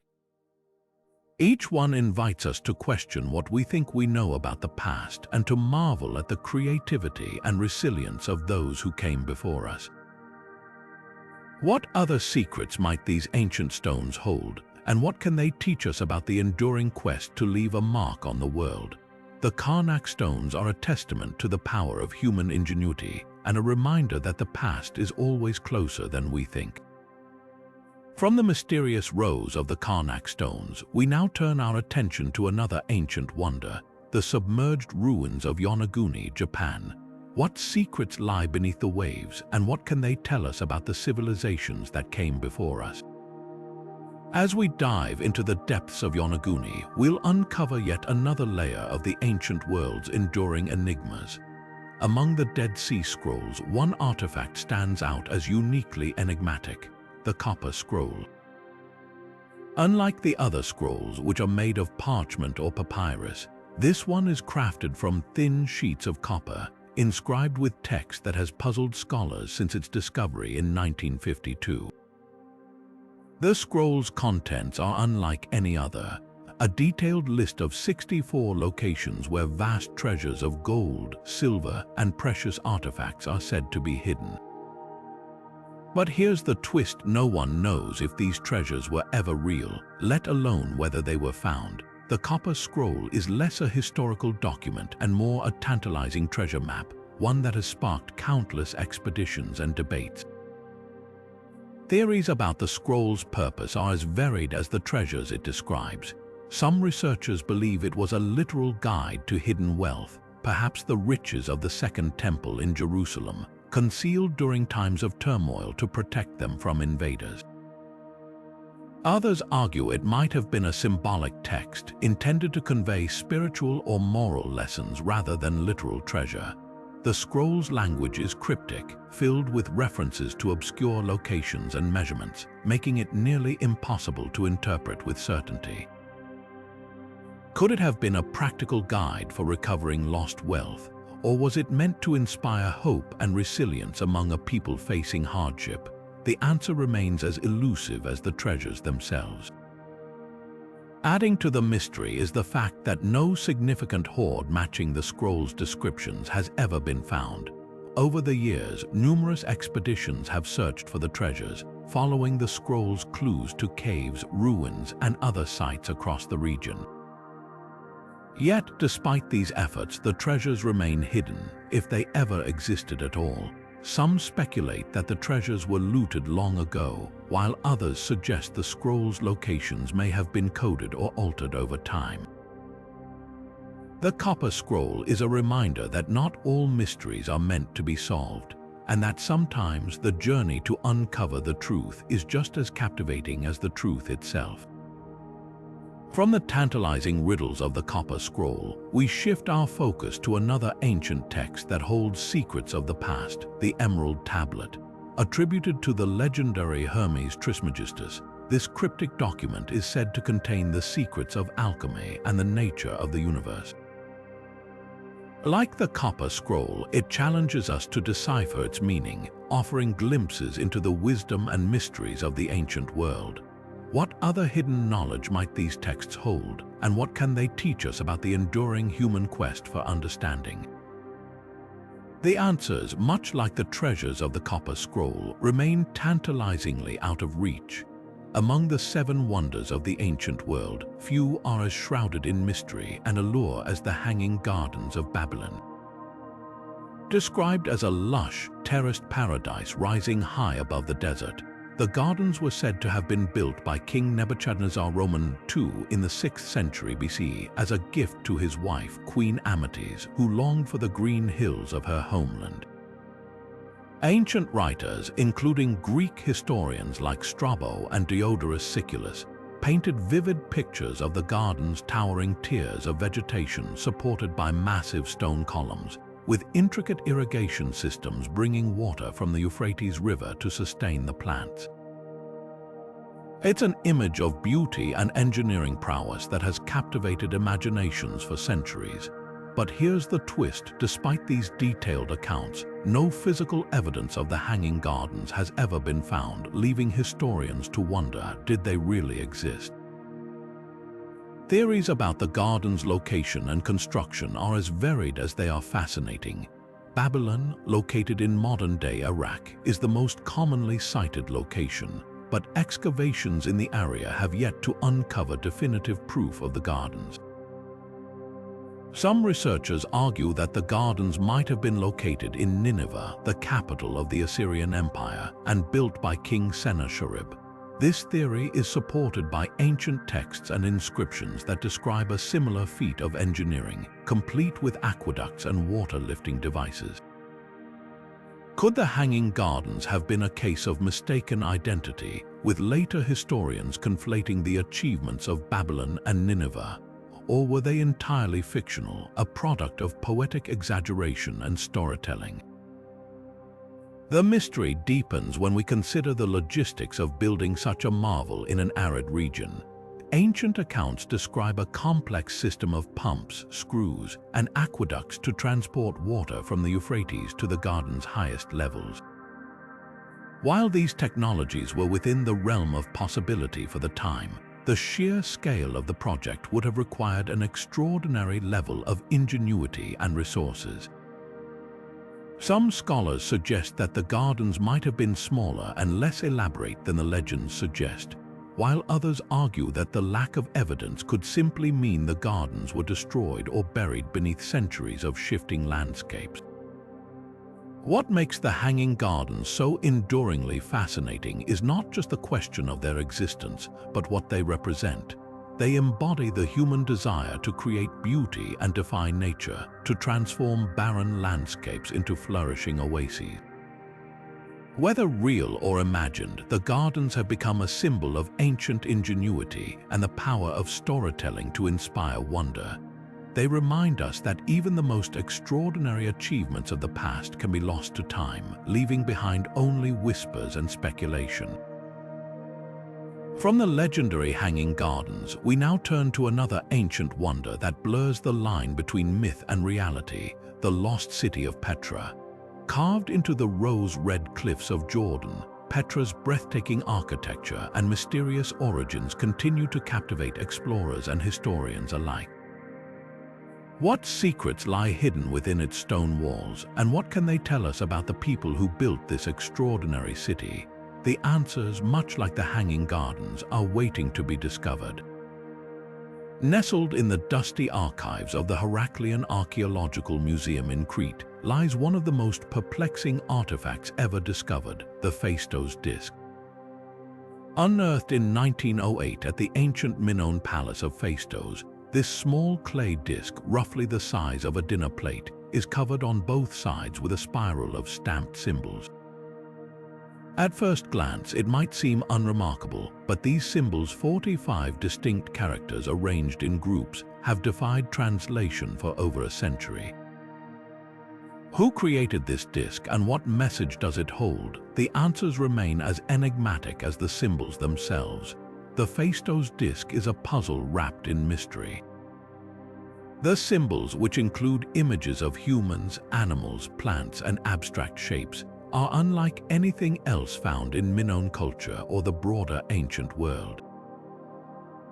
Unlike Linear A and Linear B, the two known writing systems of the Minoans and Mycenaeans, the symbols on the disc appear to be stamped into the clay using a kind of movable type, a technique not seen again until the invention of the printing press thousands of years later.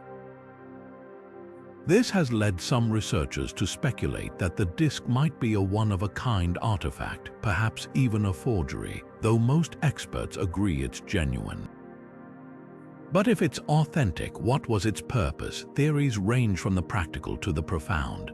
Some believe the Phaistos disc was a religious artifact, used in rituals or ceremonies to invoke the favor of the gods. The spiral pattern and repetitive symbols could represent a prayer, hymn, or incantation, meant to be read aloud or chanted. Others suggest it might have been a form of ancient writing, possibly a record of a treaty, a poem, or even a piece of literature. The disc's small size and portable nature have led some to propose it was a kind of ancient guidebook or calendar, used by travelers or priests to navigate religious or seasonal events.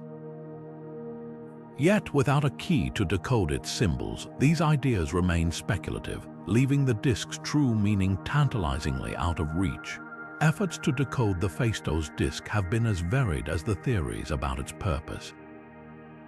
Linguists, cryptographers, and amateur enthusiasts alike have tried their hand at cracking its code, using everything from statistical analysis to comparisons with other ancient scripts. Some have claimed success, suggesting the disc records a narrative about religious rituals or even a historical event. However, none of these interpretations have gained widespread acceptance, leaving the disc's message as mysterious as ever. The lack of a Rosetta Stone-like key, a bilingual text that could help decipher the symbols, means the disc's secrets remain locked away, waiting for a breakthrough that may never come. What makes the Phaistos disk so fascinating is not just its undeciphered symbols, but what it represents about the ancient world. It's a reminder that our ancestors were capable of incredible creativity and innovation, crafting objects that still baffle us today.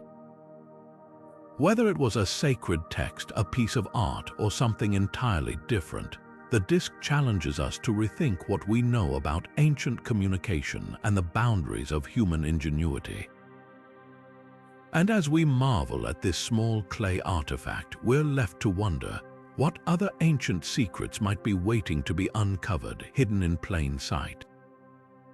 From the undeciphered symbols of the Phaistos disk, we now turn to another ancient artifact that continues to defy explanation, the Voynich Manuscript. Like the disk, this enigmatic text is filled with strange symbols and illustrations that have resisted translation for centuries. What secrets might it hold, and what can it teach us about the mysteries of the past? As we explore the Voynich Manuscript, we'll uncover yet another layer of the ancient world's enduring enigmas. Diving into the crystal-clear waters off the coast of Yonaguni, Japan, reveals one of the most debated underwater mysteries of the ancient world, the Yonaguni Monument. This sprawling complex of massive stone structures with its terraces, steps, and sharp angular edges lies just below the surface, waiting to tell its story. Discovered in the 1980s by a local diver, the monument has sparked intense debate among scientists, archaeologists, and enthusiasts. Are these formations the work of nature, shaped by centuries of underwater erosion, or are they the remnants of a long-lost civilization, submerged by rising sea levels thousands of years ago? The answer is as murky as the waters surrounding them. The Yonaguni Monument's most striking feature is its sheer scale and precision. The largest structure, often referred to as the main terrace, rises over 80 feet from the seafloor, with flat surfaces and near-perfect 90-degree angles that seem almost too precise to be natural. Surrounding it are smaller formations, including what appear to be steps, arches, and even a triangular platform that some believe could have served as a ceremonial or religious site. The geometric patterns and symmetrical designs have led many to argue that these structures were carved by human hands, possibly as part of an ancient city or temple complex. But if they were man-made, who built them and when? Geologists, on the other hand, point to the power of natural forces. They argue that the Yonaguni formations could be the result of tectonic activity and erosion, with the region's unique underwater currents and seismic activity carving the rocks into their current shapes over millennia.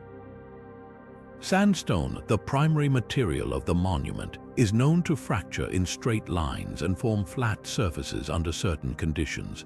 Some experts have even compared the formations to natural wonders like the Giant's Causeway in Ireland, where hexagonal basalt columns were created by volcanic activity. Yet, the presence of what appear to be tool marks and carved channels has kept the debate alive, leaving room for both natural and man-made explanations. Adding to the intrigue is the question of the monument's age. If it was indeed created by humans, it would have to predate the last ice age, when sea levels were significantly lower and Yonaguni was part of a larger landmass. This would place its construction over 10,000 years ago, a time when human societies were thought to be far less advanced. Could the Yonaguni Monument be evidence of a prehistoric civilization, one that possessed knowledge and skills far beyond what we've traditionally believed? Some researchers have even drawn parallels to the legend of Mu, a hypothetical lost continent in the Pacific, though this idea remains firmly in the realm of speculation. What makes the Yonaguni Monument so compelling is not just the question of its origin, but what it represents about the mysteries hidden beneath the waves. From submerged cities like Dwarka in India to the underwater ruins of Heraklion in Egypt, the ocean holds countless secrets waiting to be uncovered. Each discovery challenges our understanding of history, reminding us that the ancient world was far more interconnected and complex than we often imagine. The Yonaguni Monument, whether natural or man-made, is a testament to the enduring allure of the unknown, a reminder that even in the depths of the ocean, the past continues to whisper its secrets. From the enigmatic formations of Yonaguni, we now turn our attention to another ancient mystery that defies easy explanation: the massive stone heads of the Olmec civilization. Like the underwater structures, these colossal sculptures challenge our understanding of the past, inviting us to explore the ingenuity and creativity of ancient cultures. What drove these societies to create such extraordinary works, and what messages were they trying to convey? The answers, much like the stones themselves, remain shrouded in mystery.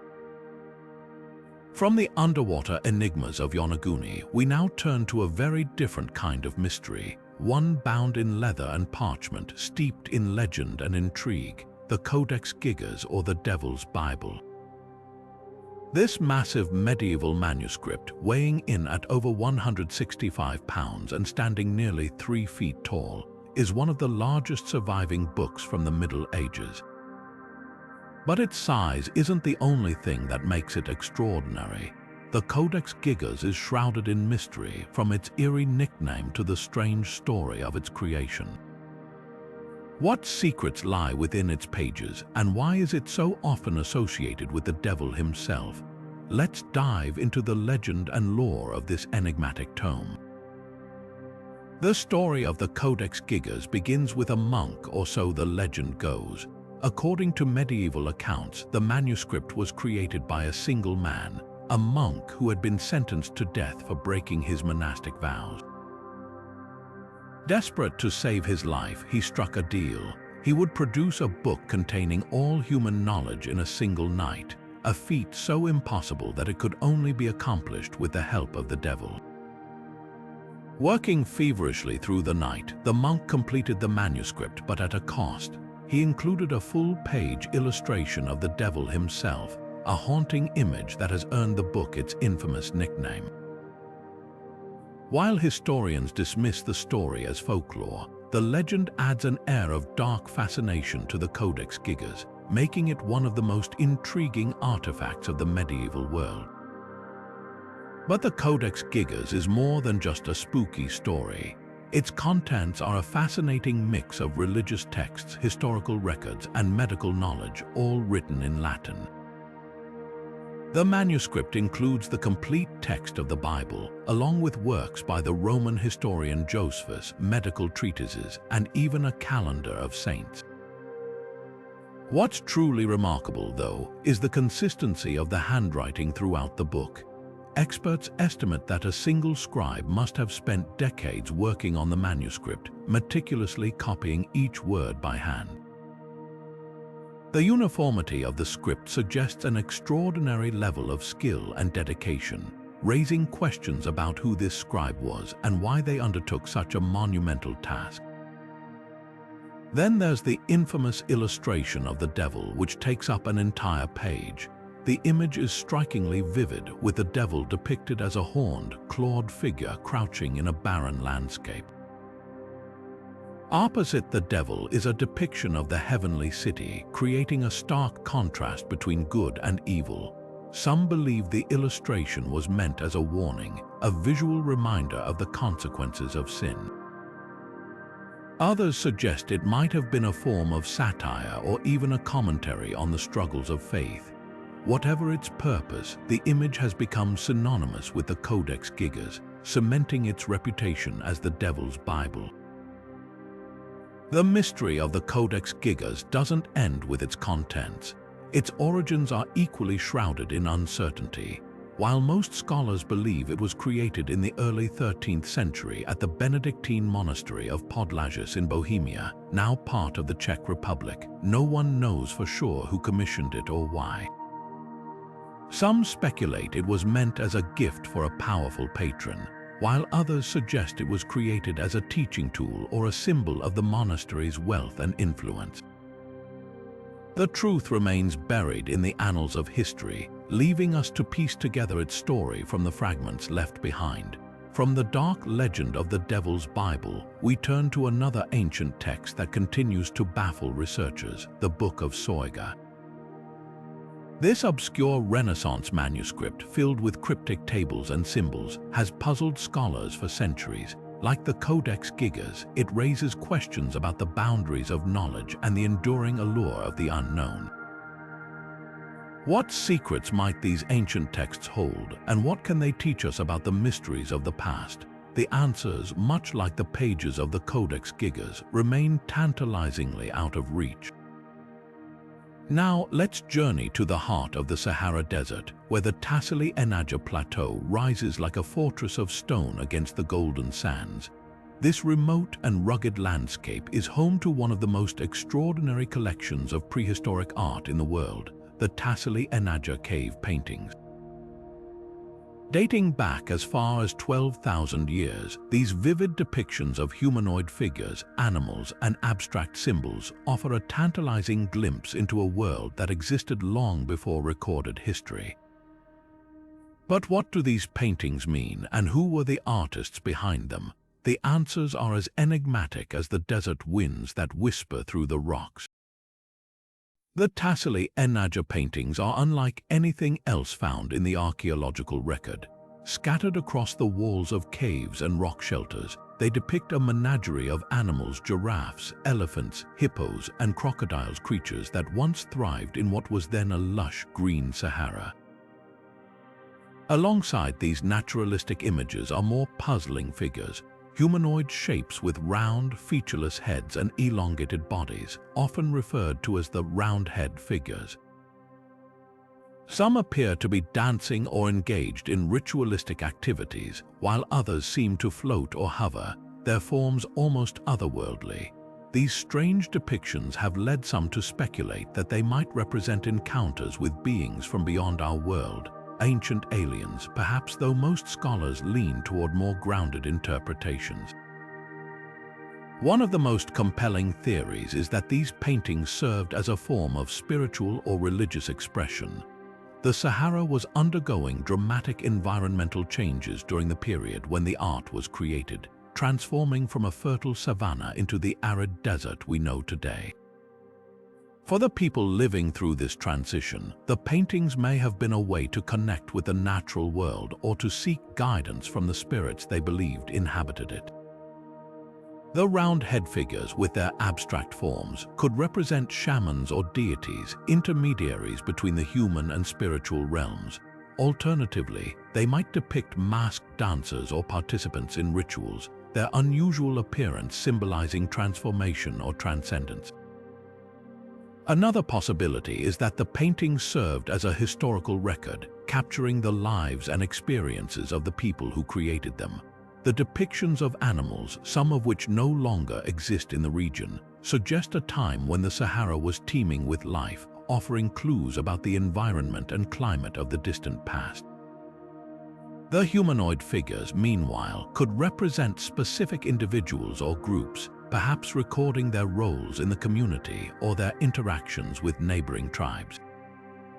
The paintings are a vivid reminder that art has always been a way for humans to tell their stories, even in the absence of written language. But the mystery of the Tassili Enaja paintings doesn't end with their purpose. Who were the artists and how did they create such intricate and enduring works? The paintings were made using natural pigments: ochre, charcoal, and clay, applied with brushes, fingers, or even blowpipes. The level of detail and artistry is astonishing, suggesting a deep understanding of both technique and symbolism. Yet, the people who created these works left behind no other traces of their existence: no tools, no settlements, no written records. They are a ghostly presence, their lives and culture preserved only in the art they left behind. The Tassili Enaja paintings are more than just ancient art. They're a window into a lost world, a reminder of the creativity and resilience of our ancestors. They challenge us to imagine a time when the Sahara was a land of rivers and forests, when humans lived in harmony with nature and expressed their deepest beliefs and fears through the strokes of a brush. And as we marvel at these ancient masterpieces, we're reminded that the past is filled with stories waiting to be uncovered, stories that connect us to the people who came before us and to the mysteries that still surround us. From the sun-baked cliffs of Tassili Enaja, we now turn our attention to another ancient enigma, the colossal stone heads of the Olmec civilization. Like the cave paintings, these monumental sculptures defy easy explanation, inviting us to explore the ingenuity and creativity of ancient cultures. What drove these societies to create such extraordinary works, and what messages were they trying to convey? The answers, much like the stones themselves, remain shrouded in mystery. Deep within the Temple of Hathor at Dendera, Egypt, lies an ancient relief that has sparked endless debate and fascination, the so-called Dendera Light. Carved into the temple walls, this intricate depiction shows what appears to be a large, elongated object resembling a modern light bulb, complete with a serpent-like filament inside and a socket at its base. To some, it's a striking piece of symbolic art. To others, it's evidence of advanced technology in the ancient world. But what does it really represent, and why does it continue to captivate us? One of the most popular theories is that the Dendera light is a symbolic representation of spiritual or cosmic concepts. Ancient Egyptian art often used allegorical imagery to convey complex ideas about God's creation and the afterlife. In this interpretation, the bulb could symbolize the sun or the cycle of life, while the serpent inside might represent divine energy or the god Harsomptus, often depicted as a snake. The relief could be a visual metaphor for the eternal struggle between light and darkness, a theme central to Egyptian mythology. If so, the Dendera light isn't a literal depiction of technology, but a profound artistic expression of the ancient Egyptians' worldview. Another theory, however, takes a more radical approach. Some researchers argue that the relief could depict an actual electric light, suggesting that the ancient Egyptians possessed knowledge of electricity long before its modern discovery. Proponents of this idea point to the precise details of the carving, the bulb-like shape, the filament, and even what appears to be a power cord connecting it to a box. They speculate that the Egyptians might have used primitive batteries, similar to the Baghdad Battery, to generate light in their temples. While this theory is controversial and lacks definitive proof, it raises intriguing questions about the technological capabilities of ancient civilizations. The mystery deepens when we consider the context of the Dendera light. The Temple of Hathor was a center of worship and learning, dedicated to the goddess of joy, music, and fertility. Its walls are adorned with intricate carvings and hieroglyphs, many of which depict rituals, offerings, and celestial events. Could the Dendera light be part of a larger narrative about the temple's spiritual or scientific significance? Or is it simply a piece of art that we've misinterpreted through a modern lens? The lack of written explanations leaves room for endless speculation, making the Dendera light one of the most enigmatic artifacts of the ancient world. What makes the Dendera light so compelling is how it challenges our assumptions about history. If it's symbolic, it shows the sophistication of ancient Egyptian art and their ability to convey abstract ideas through imagery. If it's technological, it forces us to reconsider what we think we know about the development of human knowledge.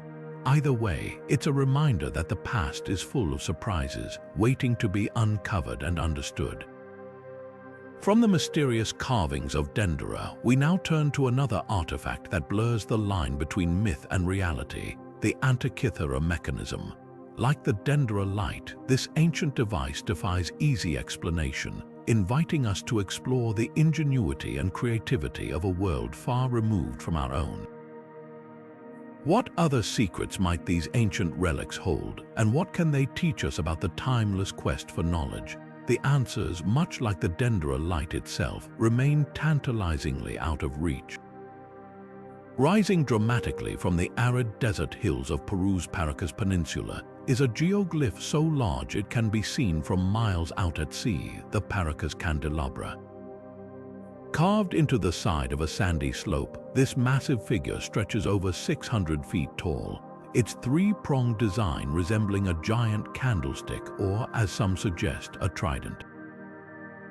Unlike the nearby Nazca Lines, which are best viewed from above, the Paracas candelabra is visible from the ocean, leading many to believe it served as a landmark for ancient sailors navigating the treacherous waters of the Pacific.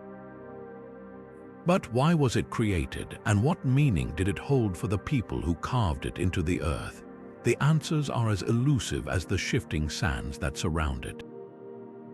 Theories about the candelabra's purpose are as varied as its interpretations. Some researchers argue it was a navigational tool designed to guide sailors safely to shore. Its prominent location and sheer size would have made it an unmistakable marker, visible even in low light or hazy conditions. Others suggest it held religious or spiritual significance, possibly representing a trident wielded by Viracocha, the creator god of Andean mythology.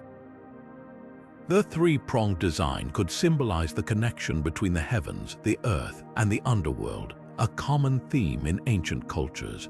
There's even speculation that the candelabra might have been used as a giant sundial or calendar, its alignment marking the changing seasons or celestial events. Yet, despite these compelling ideas, no definitive explanation has been found, leaving the candelabra's true purpose a mystery. What makes the Paracas candelabra even more intriguing is its connection to other ancient sites. Some researchers have noted that its alignment points directly toward the Nazca Lines, suggesting a possible relationship between the two. Could the candelabra have been part of a larger network of geoglyphs, each serving a unique purpose within a shared cultural or spiritual framework? The idea isn't far-fetched, given the sophisticated understanding of astronomy and landscape that ancient Andean civilizations demonstrated. The precision with which the candelabra was etched into the hillside, its lines clean and symmetrical despite the challenging terrain, hints at a level of planning and skill that continues to impress modern observers. But how was such a massive figure created? Unlike the Nazca Lines, which were made by removing dark surface stones to reveal lighter soil beneath, the Paracas candelabra was carved directly into the hillside, its trenches dug deep into the sand. This method would have required not only careful planning but also a deep understanding of the landscape and the materials used. The fact that the candelabra has endured for centuries, resisting erosion and the passage of time, is a testament to the ingenuity of its creators. Yet, like so many ancient wonders, the techniques they used remain shrouded in mystery, leaving us to marvel at their achievement. The Paracas candelabra is more than just a geoglyph. It's a reminder of the creativity and resourcefulness of ancient civilizations. Like the Nazca Lines, the Moai of Easter Island, or the stone spheres of Costa Rica, it challenges us to rethink what we know about the past and the people who shaped it. Each line, each trench, is a piece of a puzzle that invites us to explore the beliefs, knowledge, and aspirations of those who came before us. And as we stand before this towering figure, we're reminded that the ancient world is filled with art that defies easy explanation, art that continues to inspire wonder and curiosity in every corner of the globe. From the towering candelabra of Paracas, we now turn to another ancient masterpiece that continues to captivate and confound: the intricate carvings of the Olmec colossal heads. Like the geoglyphs of Peru, these monumental sculptures invite us to explore the ingenuity and creativity of a world that remains as mysterious as it is awe-inspiring. Nestled high in the remote mountains of China's Bayanhar region lies a mystery that has baffled researchers for decades: the enigmatic Dropa stones, discovered in the 1930s by a Chinese archaeologist. these peculiar stone discs are said to bear tiny, intricate grooves that spiral outward from a central hole, resembling something akin to a vinyl record. But it's not their shape that's caused such controversy, it's the claim that these grooves are, in fact, an ancient form of writing, a message etched into stone by an unknown civilization. Some even suggest the stones are evidence of extraterrestrial contact, a theory that has made the Dropa stones one of the most hotly debated artifacts in the world of ancient mysteries. The story of the Dropa stones begins with an expedition led by archaeologist Kai Pu-te, who reportedly discovered a series of caves containing not only the discs but also the skeletal remains of small, strangely proportioned beings. According to the tale, the discs were later examined and found to contain microscopic hieroglyphic-like markings that, when translated, told the story of a spacecraft crashing in the mountains and its alien passengers referred to as the Dropa, struggling to survive on Earth. If true, this would be one of the most astonishing discoveries in human history. But here's the catch: no photographs, detailed records, or physical evidence of the discs have ever been definitively verified, leading many to dismiss the story as an elaborate hoax or a case of archaeological myth-making. Skeptics argue that the Dropa stones are likely nothing more than ordinary stone artifacts, possibly used as tools or ritual objects by ancient peoples. They point out that the story of the discs first gained widespread attention in the 1960s through sensationalized accounts, which often lacked credible sources or scientific backing. The lack of physical evidence, combined with the fantastical nature of the claims, has made it difficult for mainstream archaeologists to take the Dropa stones seriously. Yet, for those who believe, the stones remain a tantalizing clue to a lost chapter of human history, or perhaps even a connection to beings from beyond our world. Adding to the intrigue is the question of the stones' purpose. If they are authentic, what were they meant to convey? Were they a form of record-keeping, a way for the Dropa to preserve their story for future generations? Or could they have served a more practical function, such as a primitive form of communication or even a map? The debate continues, with some researchers calling for further study and others dismissing the stones as a fascinating but ultimately unverifiable legend. Whatever the truth, the Dropa stones challenge us to consider the possibility that the ancient world may hold secrets far stranger than we've ever imagined. From the mysterious mountains of China, we now turn to another artifact that has sparked endless debate and fascination: the Shroud of Turin. Like the Dropa stones, this ancient relic blurs the line between myth and reality, inviting us to explore the boundaries of history, science, and belief. What secrets might it hold, and what can it teach us about the enduring allure of the unknown? The answers, much like the grooves of the Dropa stones, remain tantalizingly out of reach. Carved into the rolling hills of Oxfordshire, England, the Uffington White Horse stands as one of the most iconic and enigmatic examples of ancient hill art. This striking figure, created by cutting deep trenches into the chalk hillside and filling them with crushed white chalk, stretches over 360 feet long. Its sleek, abstract form resembles a horse in motion, galloping across the landscape with a sense of timeless grace. Dating back over 3,000 years to the Bronze Age, the Uffington White Horse is not just a work of art, it's a puzzle that has fascinated historians, archaeologists, and visitors for centuries. But why was it created, and how has it endured for millennia? Theories about the purpose of the White Horse are as varied as they are intriguing. Some researchers believe it served as a tribal symbol, representing a powerful clan or community that once dominated the region. The horse was a revered animal in ancient Britain, often associated with strength, fertility, and even divinity. Others suggest the figure might have had a spiritual or ritualistic purpose, perhaps acting as a site for ceremonies or offerings to the gods. The nearby Uffington Castle, an Iron Age hill fort, adds weight to this idea, hinting at the area's long-standing significance as a place of gathering and worship. Another compelling theory ties the White Horse to astronomy.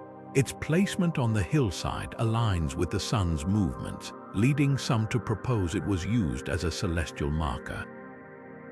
During the summer solstice, for example, the rising sun casts dramatic shadows across the figure, creating a visual spectacle that may have held deep meaning for its creators.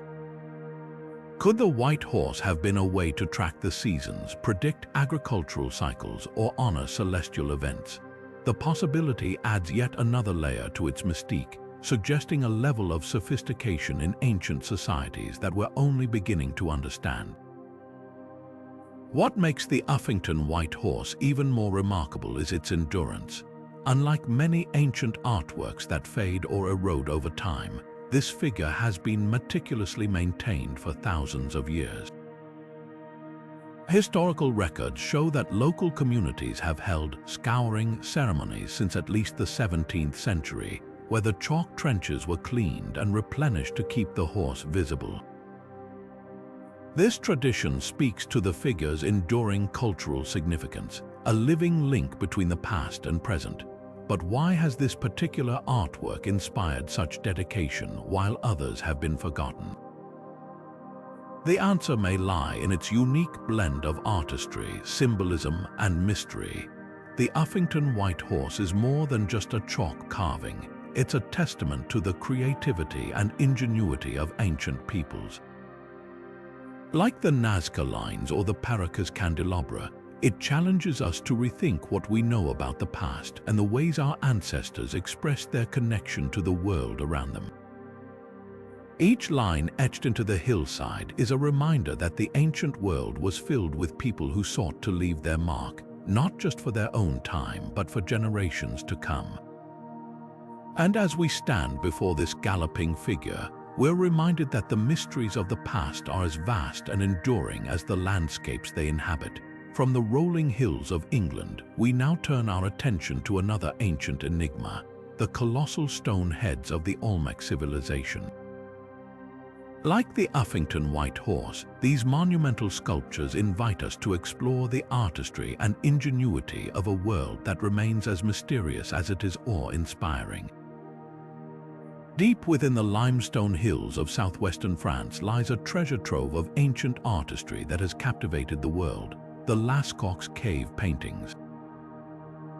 Discovered in 1940 by a group of teenagers and their dog, these stunning works of prehistoric art date back over 17,000 years. Stretching across the cave walls are vivid depictions of horses, bison, deer, and even mythical creatures like unicorn-like animals, all rendered with remarkable skill and detail. But what makes these paintings truly extraordinary is not just their beauty, but the mystery surrounding their creation. How did prehistoric artists achieve such precision in the pitch-black depths of the cave, and what drove them to create these masterpieces? Theories about the purpose of the Lascaux paintings are as varied as the animals they depict. Some researchers believe they served as a form of ritualistic expression, perhaps created as part of ceremonies to ensure successful hunts or to honor the spirits of the animals. The caves may have been sacred spaces where the act of painting itself was a spiritual practice, connecting the artists to the natural world and the unseen forces they believed governed it. Others suggest the paintings were a form of storytelling, recording significant events or passing down knowledge from one generation to the next. The detailed renderings of animal movements and behaviors suggest a deep understanding of the creatures they hunted, hinting that the paintings might have been educational tools as much as artistic expressions. Adding to the intrigue is the question of how these artists worked in such challenging conditions. The Lascaux caves are vast and labyrinthine, with some chambers located deep underground, far from any natural light. To create their works, the artists would have had to rely on firelight or primitive lamps fueled by animal fat, casting flickering shadows across the uneven walls. The precision of the paintings, with their fine lines and carefully shaded forms, suggests a level of skill and planning that defies the notion of these works being mere doodles or idle pastimes. Were these artists guided by a profound sense of purpose, or were they simply driven by the innate human desire to create? The answer remains as elusive as the shadows that once danced across the cave walls. The Lascaux cave paintings are more than just ancient art. They're a window into the minds of our distant ancestors. They remind us that creativity and curiosity are timeless traits shared by humans across the millennia. Yet, despite their beauty and significance, the caves have been closed to the public since 1963 to preserve the fragile paintings from damage caused by humidity and human presence.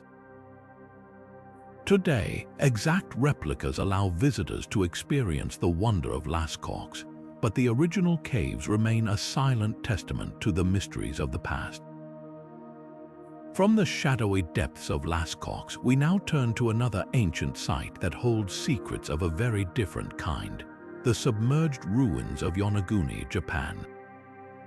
These underwater structures, with their sharp angles and mysterious carvings, have sparked debates about their origins. Are they natural formations or the remnants of a long-lost civilization? Like the Lascaux paintings, they challenge us to rethink what we know about the ancient world and the people who shaped it. What other stories might these hidden places hold? The answers, much like the caves of Lascaux, lie waiting to be uncovered. Now, let's turn our attention to one of the most legendary and elusive artifacts of all time, the Ark of the Covenant. Described in the Hebrew Bible as a sacred chest containing the stone tablets of the Ten Commandments, the Ark has been a source of fascination, reverence, and mystery for millennia. According to biblical accounts, it was crafted by the Israelites under divine instruction, adorned with gold and topped by two cherubim with outstretched wings. But beyond its religious significance, the Ark is said to possess extraordinary power so immense that it could bring down city walls, part rivers, and even strike down those who dared to touch it improperly. Yet, despite its prominence in ancient texts, the Ark vanished from recorded history over 2,500 years ago, leaving behind a trail of speculation and intrigue. Theories about the Ark's final resting place are as varied as they are compelling. One of the most enduring claims is that it was taken to Ethiopia, where it is said to reside in the Church of St. Mary of Zion in Axum. Ethiopian tradition holds that the Ark was brought to the region by Menelik I, the son of King Solomon and the Queen of Sheba, and has been safeguarded there ever since. While this claim is widely accepted in Ethiopia, it remains unverified, as the supposed Ark is kept under strict guard and has never been shown to the public or examined by outsiders. Another theory suggests that the Ark was hidden beneath Jerusalem, possibly in a secret chamber beneath the Temple Mount or within the ancient tunnels that wind beneath the city. Some even speculate it may have been taken to Egypt or Babylon during periods of conquest, though no concrete evidence has ever surfaced. Adding to the mystery is the Ark's alleged power, a force described as both divine and dangerous.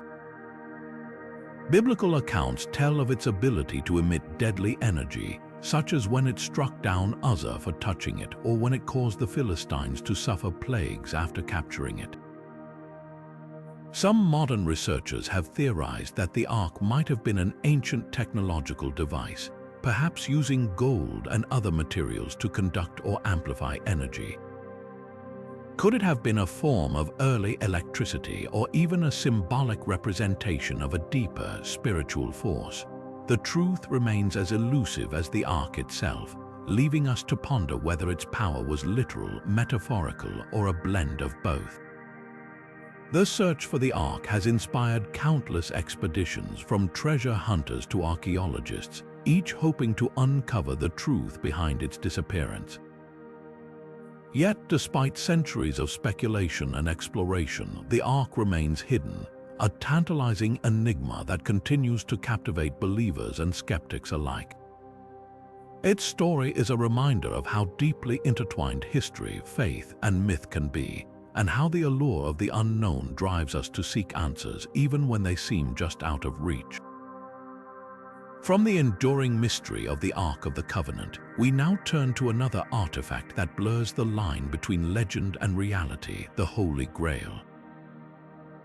Like the Ark, the Grail has inspired countless quests and debates, each adding new layers to its enigmatic legacy. What secrets might these ancient relics hold, and what can they teach us about the timeless human desire to uncover the past? The journey continues as the mysteries of the ancient world beckon us to explore further. Standing proudly on the windswept plains of Salisbury in southern England, Stonehenge is perhaps the most iconic and enigmatic ancient monument in the world. This massive stone circle, composed of towering sarsen stones and smaller blue stones arranged in a precise circular pattern, has captivated the imagination of visitors, historians, and archaeologists for centuries. Built in stages over thousands of years, beginning around 3000 BC, Stonehenge is a testament to the ingenuity and determination of its creators.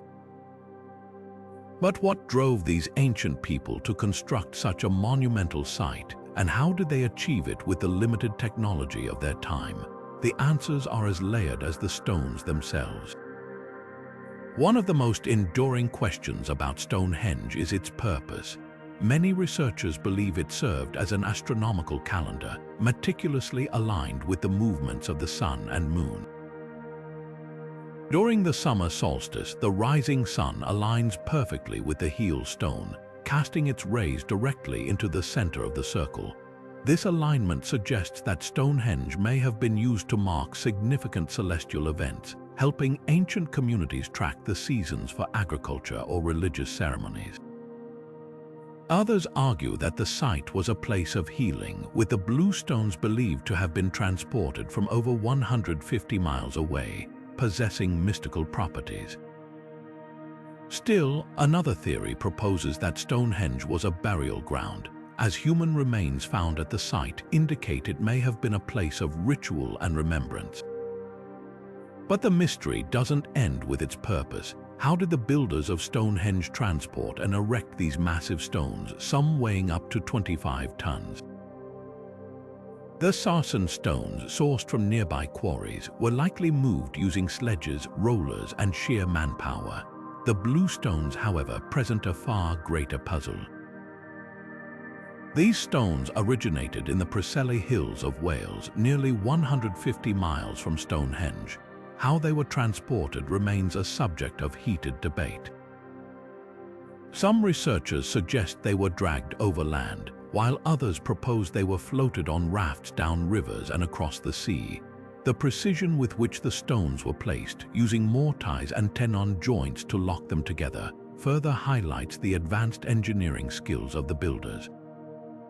Stonehenge is more than just a collection of stones. It's a window into the beliefs, knowledge, and capabilities of ancient societies. Its construction required not only physical labor, but also a deep understanding of mathematics, astronomy, and community organization. The site's enduring presence on the landscape is a reminder of humanity's timeless desire to connect with the cosmos and leave a lasting mark on the world. Yet, despite centuries of study, Stonehenge continues to guard its secrets, inviting us to explore and imagine the lives of those who built it. From the ancient plains of England, we now turn to another monumental mystery, the towering statues of Easter Island. Like Stonehenge, these massive stone figures challenge our understanding of ancient engineering and spirituality. What drove the Rapa Nui people to carve and transport these colossal statues, and what messages do they hold for us today? The journey into the unknown continues. Now, let's journey to the remote shores of Easter Island, where the iconic Moai statues have long captured the world's imagination. But beyond these towering figures lies another enduring mystery, the Rongorongo Script. Carved into wooden tablets, this ancient writing system is one of the few examples of an independent script to emerge in human history. Yet, despite over a century of study, its symbols remain undeciphered, leaving us to wonder what messages the Rapa Nui people sought to preserve. The Rongorongo Script is as enigmatic as it is unique. Its glyphs, ranging from human figures and animals to abstract shapes and geometric patterns, are arranged in a distinctive, reverse Boustrophedon-style lines of text alternate direction, much like an ox plowing a field. This complexity suggests a sophisticated system of communication, but without a Rosetta Stone to unlock its meaning, the script's purpose remains a puzzle. Was it a form of religious scripture recording sacred chants or prayers, or could it have been a historical archive documenting the lineage of chiefs or the island's oral traditions? Some even speculate it might have served as a navigational aid, charting the stars or ocean currents for the Rapa Nui's legendary seafarers. The mystery deepens when we consider how the script was created. Unlike many ancient writing systems that evolved over centuries, Rongorongo appears to have emerged suddenly without clear precursors. This has led some researchers to suggest it might have been inspired by European contact, perhaps an attempt to mimic the writing of Spanish explorers who visited the island in the 18th century. Yet, others argue that the script's complexity and unique structure point to an indigenous origin, developed independently by the Rapa Nui people. If true, this would make Rongorongo one of the rarest examples of a writing system invented from scratch. But perhaps the greatest puzzle is why the script was lost. By the late 19th century, knowledge of Rongorongo had all but disappeared, likely due to the devastating effects of European colonization, including disease, slavery, and cultural disruption. Today, only about 24 Rongorongo tablets survive, scattered across museums and private collections. Efforts to decode the script have been hindered by the lack of native speakers or a bilingual text to serve as a key. Modern linguists and computer algorithms have attempted to crack its secrets, but the glyphs continue to resist interpretation. The Rongorongo script is more than just an undeciphered code. It's a window into the creativity and resilience of the Rapa Nui people. It reminds us that writing is not just a tool for communication, but a profound expression of culture and identity. And while its meaning remains hidden, the script stands as a testament to the enduring power of human ingenuity, a silent voice from the past waiting to be heard. From the cryptic glyphs of Rongorongo, we now turn to another ancient writing system that defies explanation, the Indus Valley Script. Like Rongorongo, this enigmatic script has resisted decades of decoding, leaving us to wonder about the lives and beliefs of the people who created it. What other secrets might these ancient symbols hold, and what can they teach us about the mysteries of the past? The search for answers continues as the ancient world reveals yet another layer of its enduring enigmas. Rising like silent giants from the dusty plains near modern-day Mexico City, the ancient city of Teotihuacan is a marvel of engineering and a testament to the ingenuity of a civilization whose name has been lost to time. Known for its massive pyramids, the Pyramid of the Sun and the Pyramid of the Moon, this sprawling metropolis was once one of the largest cities in the world, home to over 100,000 people at its peak. Yet, despite its grandeur, the identity of its builders remains one of history's most enduring mysteries. Who were the people who designed and constructed this awe-inspiring city, and why did they vanish, leaving behind only their monumental achievements? At the heart of Teotihuacan lies the Pyramid of the Sun, a structure so colossal that it rivals the Great Pyramid of Giza in scale. Standing over 200 feet tall, it was constructed using millions of tons of stone, meticulously arranged without the use of metal tools or wheels. Nearby, the Pyramid of the Moon, though smaller, is no less impressive. its precise alignment and intricate carvings suggesting a deep connection to the spiritual and celestial realms. Between these two pyramids runs the Avenue of the Dead, a broad thoroughfare lined with smaller temples and platforms, hinting at a city alive with ritual and ceremony. But what exactly were these rituals, and what purpose did the pyramids serve? One of the most widely accepted theories is that Teotihuacan was a religious and ceremonial center, a place where the ancient inhabitants communicated with their gods through elaborate rituals. The alignment of the pyramids with celestial events such as the rising and setting of the sun during the equinoxes suggests that the city's builders had a sophisticated understanding of astronomy.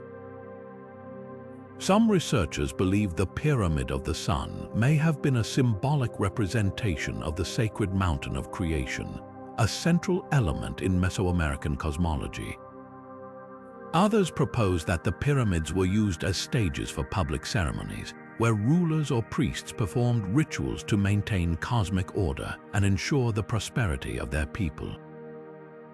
But the mystery of Teotihuacan doesn't end with its purpose. Equally perplexing is the question of who built it. Unlike the Maya or Aztecs, who left behind written records and clear cultural identities, the people of Teotihuacan remain anonymous.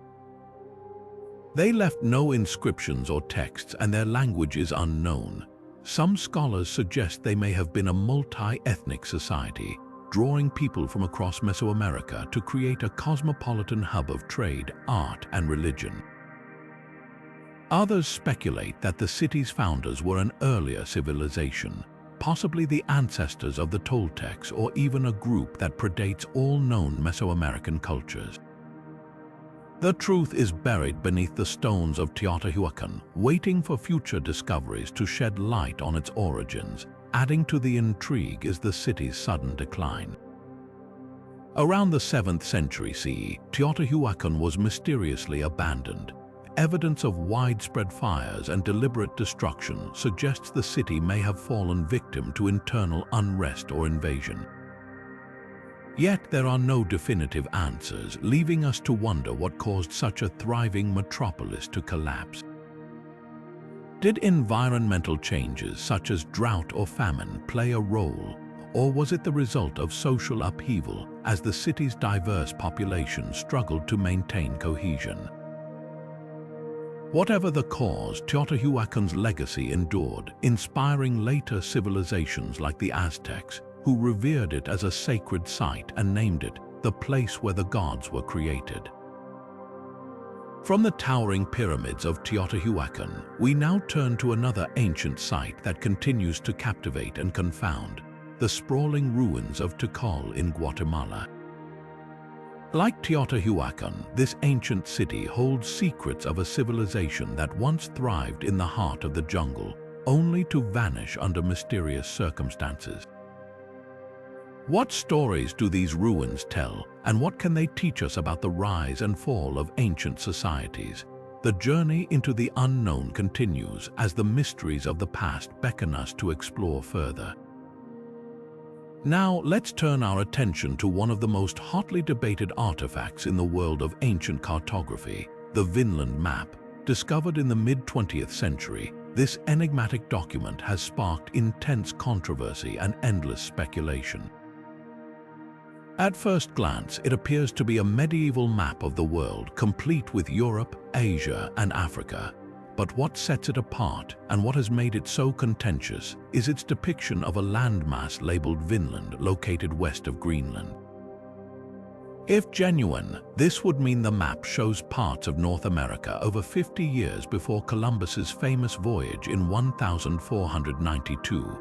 But is it real, or is it an elaborate forgery designed to rewrite history? The answer is as complex as the map itself. The Vinland Map first came to light in 1957 when a European bookseller offered it for sale, claiming it was part of a medieval manuscript. Almost immediately, it became the center of a fierce debate. Supporters of its authenticity point to the map's fine details, such as the use of iron gall ink, which was common in medieval documents, and the presence of wormholes that align with a 15th century book it was supposedly bound with. They argue that the map could have been based on knowledge from Norse explorers like Leif Erikson, who reached North America around the year 1000. If true, this would make the Vinland Map a groundbreaking artifact offering proof of pre-Columbian contact with the Americas. However, skeptics have raised serious doubts. Chemical analysis of the ink revealed traces of a titanium compound that wasn't commercially available until the 1920s, leading many to conclude that the map is a modern forgery.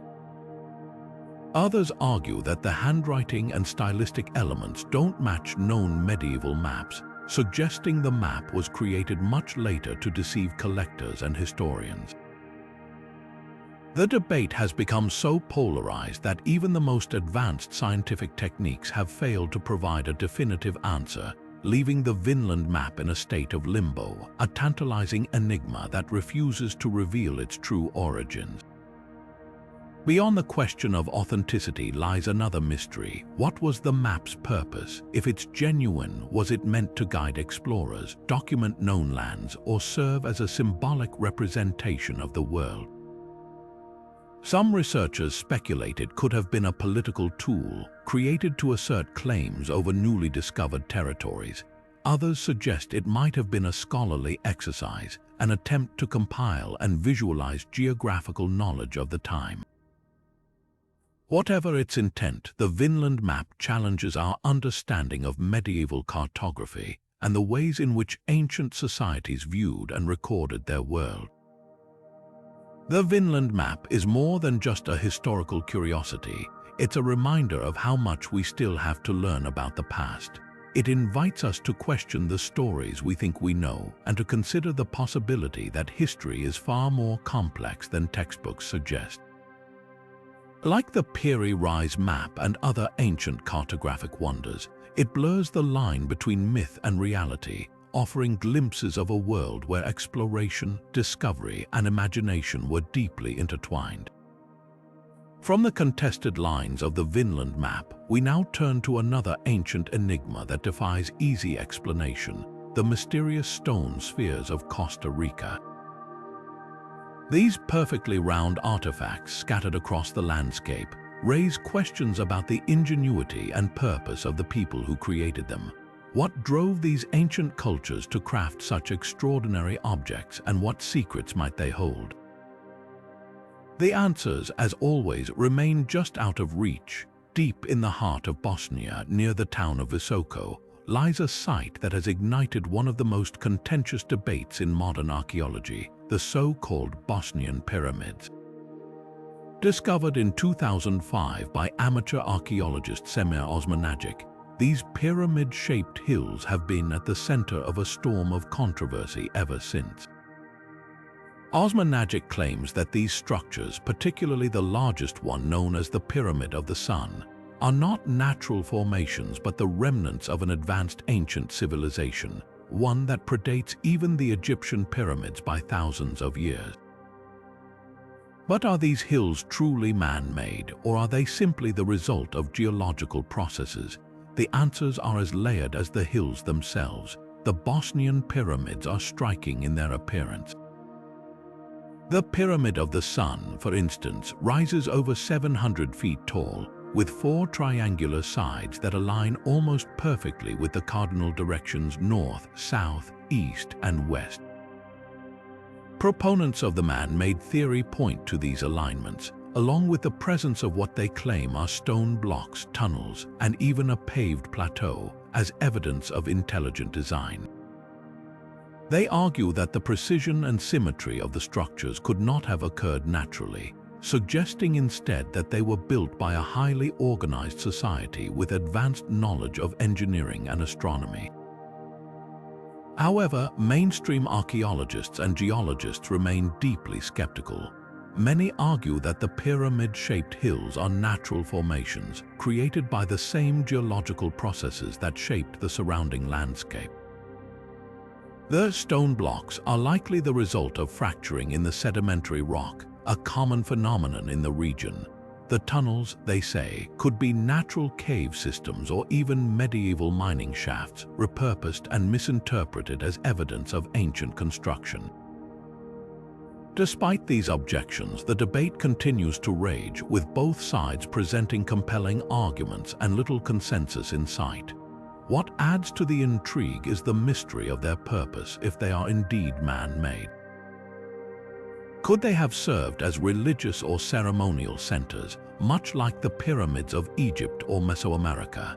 Some researchers propose they might have been used for energy generation, pointing to claims of unusual electromagnetic activity in the area. Others suggest they could have been astronomical observatories, aligned with celestial events to mark significant dates. The lack of definitive evidence leaves room for endless speculation, making the Bosnian Pyramids a tantalizing enigma that challenges our understanding of ancient history. The controversy surrounding the Bosnian Pyramids is a reminder of how much we still have to learn about the ancient world. Whether they are the work of a lost civilization or the product of natural forces, they invite us to question what we think we know and to explore the boundaries between myth and reality. And as the debate continues, one thing is certain: the Bosnian Pyramids will remain a source of fascination and intrigue for years to come. From the contested hills of Bosnia, we now turn to another ancient site that continues to spark debate and wonder: the submerged ruins of Yonaguni, Japan. Beneath the waves of the Pacific Ocean lies a structure that some claim is a sunken city, while others argue it's a natural rock formation. What secrets might these underwater ruins hold, and what can they teach us about the mysteries of the past? The journey into the unknown continues. Now, let's journey to the ancient islands of Japan, where a collection of enigmatic clay figurines has puzzled archaeologists and historians for centuries. Known as the Dogu, these small, intricately crafted statues depict humanoid figures with exaggerated, almost otherworldly features. Their large, goggle-like eyes, slender limbs, and often intricate patterns etched into their surfaces have sparked endless speculation about their origins and purpose. Who created these mysterious figurines, and what were they meant to represent? The answers, much like the Dogu themselves, remain cloaked in mystery. The Dogu date back to the Jomon period, a time in Japanese history spanning from around 14,000 to 300 BCE. This era is often referred to as Japan's Neolithic period, a time when pottery and clay figurines like the Dogu became central to the culture. What makes these figurines so fascinating is their distinct style, unlike anything else from the ancient world. Some have described them as resembling astronauts or beings clad in futuristic suits, while others see them as abstract representations of spiritual or mythological figures. Their unique designs have led to a wide range of theories about their purpose, each more intriguing than the last. One of the most widely accepted explanations is that the Dogu were religious or ritualistic objects. Many of the figurines have been found in or near burial sites, suggesting they may have been used in funerary practices or as offerings to the gods. Some researchers believe they were talismans, intended to protect the living or guide the dead in the afterlife. The patterns carved into their surfaces, often resembling tattoos or ceremonial garb, could have held symbolic meaning, possibly representing fertility, healing, or spiritual power. In this interpretation, the Dogu were not just art, they were tools for connecting with the divine. But not everyone agrees with this spiritual explanation. Some theorists propose that the Dogu might represent something far more extraordinary: extraterrestrial visitors. The figurines' exaggerated features, particularly their large, almond-shaped eyes, have led some to speculate that they could be depictions of beings from another world. Could the Dogu be evidence of ancient contact with alien life, or are they simply the product of human imagination? While this idea remains firmly in the realm of speculation, it highlights how these figurines continue to inspire curiosity and wonder even thousands of years after their creation. Adding to the mystery is the question of how these figurines were made. The Dogon people, despite living in a time often considered primitive, demonstrated remarkable skill and artistry in their pottery. The Dogu were crafted using a combination of coiling and sculpting techniques, with intricate details added using tools made from bone or wood. The level of craftsmanship suggests that creating these figurines was a deeply meaningful process, one that required not only technical skill, but also a profound connection to the spiritual or cultural beliefs of the time. Yet, without written records or clear historical context, their true significance remains just out of reach. The Dogu are more than just artifacts, they're a testament to the creativity and ingenuity of the Dogon people.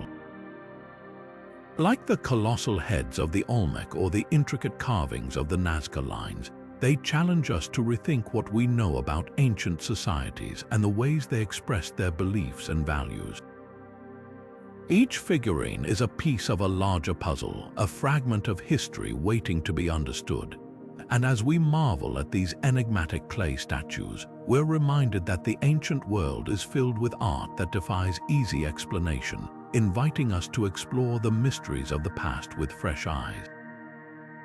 From the mysterious Dogu figurines, we now turn to another ancient enigma that continues to captivate and confound: the sunken city of Yonaguni. Beneath the waves off the coast of Japan lies a structure that some claim is a lost civilization, while others argue it's a natural formation. What secrets might these underwater ruins hold, and what can they teach us about the ingenuity of ancient peoples? The journey into the unknown continues. Now let's travel to the arid landscapes of Peru, where a collection of enigmatic stones has sparked one of the most heated debates in the world of ancient mysteries. Known as the Ica Stones, these small, intricately carved rocks depict scenes that seem to defy everything we know about history and human knowledge. From detailed renderings of dinosaurs to images of advanced surgical procedures and astronomical charts, the Ica Stones challenge our understanding of the past. But are they genuine artifacts from an ancient civilization or an elaborate hoax designed to deceive? The answer lies somewhere between fact, fiction, and the enduring allure of the unknown. The story of the Ica Stones begins in the 1960s, when a local farmer named Basilio Ushuaia claimed to have discovered thousands of these stones in a cave near the town of Ica.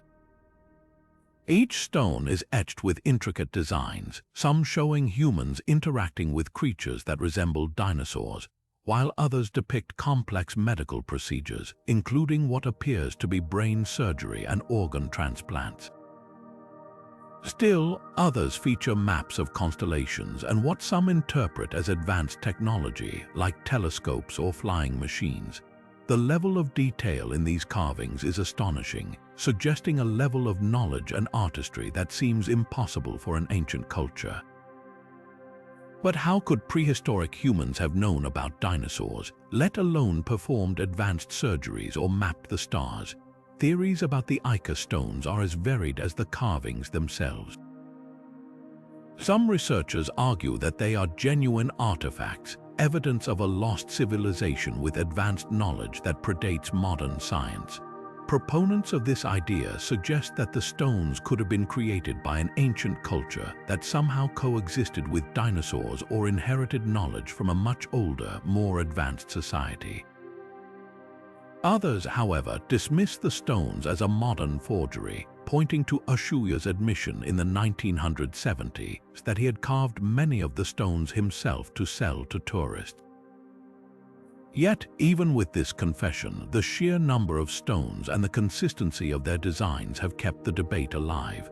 Could some of them be authentic, or are they all part of an elaborate hoax?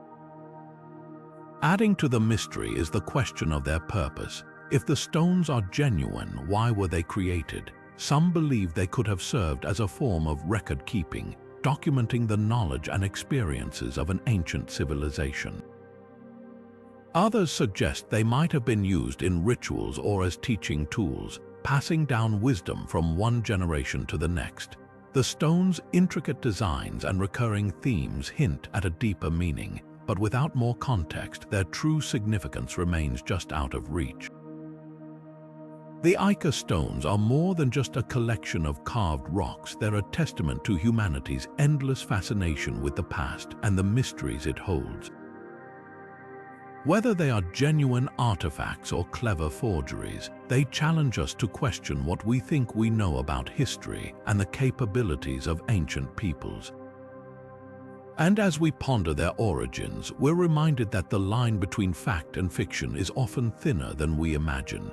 From the enigmatic carvings of the Ica stones, we now turn to another artifact that continues to captivate imaginations, the Antikythera Mechanism. Often referred to as the world's first analog computer, this ancient device offers a glimpse into a world where science, art, and ingenuity intertwined in ways we're only beginning to understand. What other secrets might these ancient relics hold, and what can they teach us about the timeless quest for knowledge? The journey into the unknown continues as the mysteries of the past beckon us to explore further. Now let's journey to the sun-baked cliffs of southern Jordan, where one of the most breathtaking and enigmatic cities of the ancient world lies hidden, Petra. Known as the Rose City for the pink-hued sandstone from which it's carved, Petra is a marvel of engineering and artistry, its grand facades and intricate tombs etched directly into the rock face. But beyond its stunning beauty lies a deeper mystery. What was Petra's true purpose, and why did this once thriving city fall into obscurity? The answers are as layered as the cliffs that surround it. At its peak, Petra was a bustling hub of trade and culture, strategically located at the crossroads of ancient caravan routes. The Nabateans, the nomadic Arab people who built the city around the 4th century BCE, transformed it into a center of commerce where spices, silk, and incense flowed between Arabia, Egypt, and the Mediterranean. The city's most iconic structure, the treasury or Al-Kosneh, stands as a testament to their wealth and ingenuity. Its towering columns and intricate carvings showcasing a blend of Greek, Roman, and Middle Eastern influences. But was Petra merely a trading hub, or did it serve a more profound purpose? Many researchers believe Petra was also a religious and ceremonial center, its temples and tombs reflecting the spiritual beliefs of the Nabateans. The city's most sacred site, the High Place of Sacrifice, sits atop a mountain, offering panoramic views of the surrounding landscape. Here, rituals and offerings may have been made to the gods, possibly to ensure the prosperity and protection of the city. The presence of numerous water channels and cisterns, carved into the rock to collect and distribute scarce rainfall, further highlights the Nabateans' deep connection to their environment and their ability to harness nature's resources. But what drove them to carve an entire city into the cliffs? Some suggest it was a display of power, a way to awe travelers and rivals alike. Others propose it was a practical solution to the region's harsh climate, providing natural insulation from the desert heat. Despite its grandeur, Petra's decline is as mysterious as its rise. By the 7th century CE, the city was largely abandoned, its once bustling streets silent. Theories about its downfall range from shifts in trade routes, which bypassed Petra in favor of sea travel, to natural disasters like earthquakes that disrupted the city's fragile water systems. Some historians point to the Roman annexation of Petra in 106 CE, which may have diluted the Nabatean culture and weakened the city's independence. Whatever the cause, Petra's abandonment left behind a hauntingly beautiful ruin, its secrets buried beneath the sands of time. What makes Petra so captivating is not just its physical beauty, but the questions it raises about the resilience and creativity of ancient civilizations. How did the Nabateans carve such intricate structures without modern tools? What inspired their unique blend of architectural styles? And what lessons can we learn from their ability to thrive in such a challenging environment? Petra is more than just a city. It's a reminder of humanity's enduring drive to build, create, and leave a mark on the world. As we stand in awe of Petra's towering facades, we're reminded that it's just one of many ancient cities that hold secrets of the past. From the hidden temples of Angkor Wat to the submerged ruins of Heraklion, the ancient world is filled with wonders that challenge our understanding of history and the ingenuity of those who came before us. Each city, each ruin, is a piece of a larger puzzle waiting to be uncovered and understood. And as we explore these mysteries, we're reminded that the past is never truly lost, it's simply waiting to be rediscovered. As we reach the end of our journey through 40 of the most baffling unsolved mysteries of the ancient world, one thing becomes abundantly clear: these enigmas are far more than just historical curiosities. They are windows into the ingenuity, creativity, and resilience of the civilizations that came before us. From the precision of the Great Pyramid to the cryptic glyphs of the Phaistos disk, each mystery challenges us to rethink what we know about human history and the boundless potential of the human mind. These are not just puzzles waiting to be solved, they are stories waiting to be understood, offering glimpses into a past that is as complex as it is captivating. What makes these mysteries so enduring is their ability to spark curiosity and imagination. Whether it's the colossal stone heads of the Olmec or the submerged ruins of Yonaguni, each discovery invites us to ask questions, to explore, and to dream. They remind us that history is not a static record of facts, but a living, breathing tapestry woven with threads of innovation, belief, and wonder. These ancient enigmas don't just belong to the past, they belong to all of us, urging us to uncover their secrets and piece together the stories they hold. But perhaps the most compelling aspect of these mysteries is what they reveal about our own humanity. They show us that the desire to understand the world, to connect with something greater than ourselves, is timeless. The same drive that led the builders of Stonehenge to align their stones with the stars, or the creators of the Nazca Lines to etch their designs into the desert, is alive in us today. These mysteries are not just relics of a bygone era, they are reminders of our shared quest for knowledge and meaning. As we conclude this exploration, I encourage you to keep asking questions, to keep seeking answers. History is filled with stories waiting to be uncovered, and each of us has a role to play in unraveling them. What do you think lies at the heart of these ancient mysteries? Do you believe we'll ever fully understand their purpose, or are some secrets meant to remain unsolved? Share your thoughts in the comments below. I'd love to hear your theories and ideas.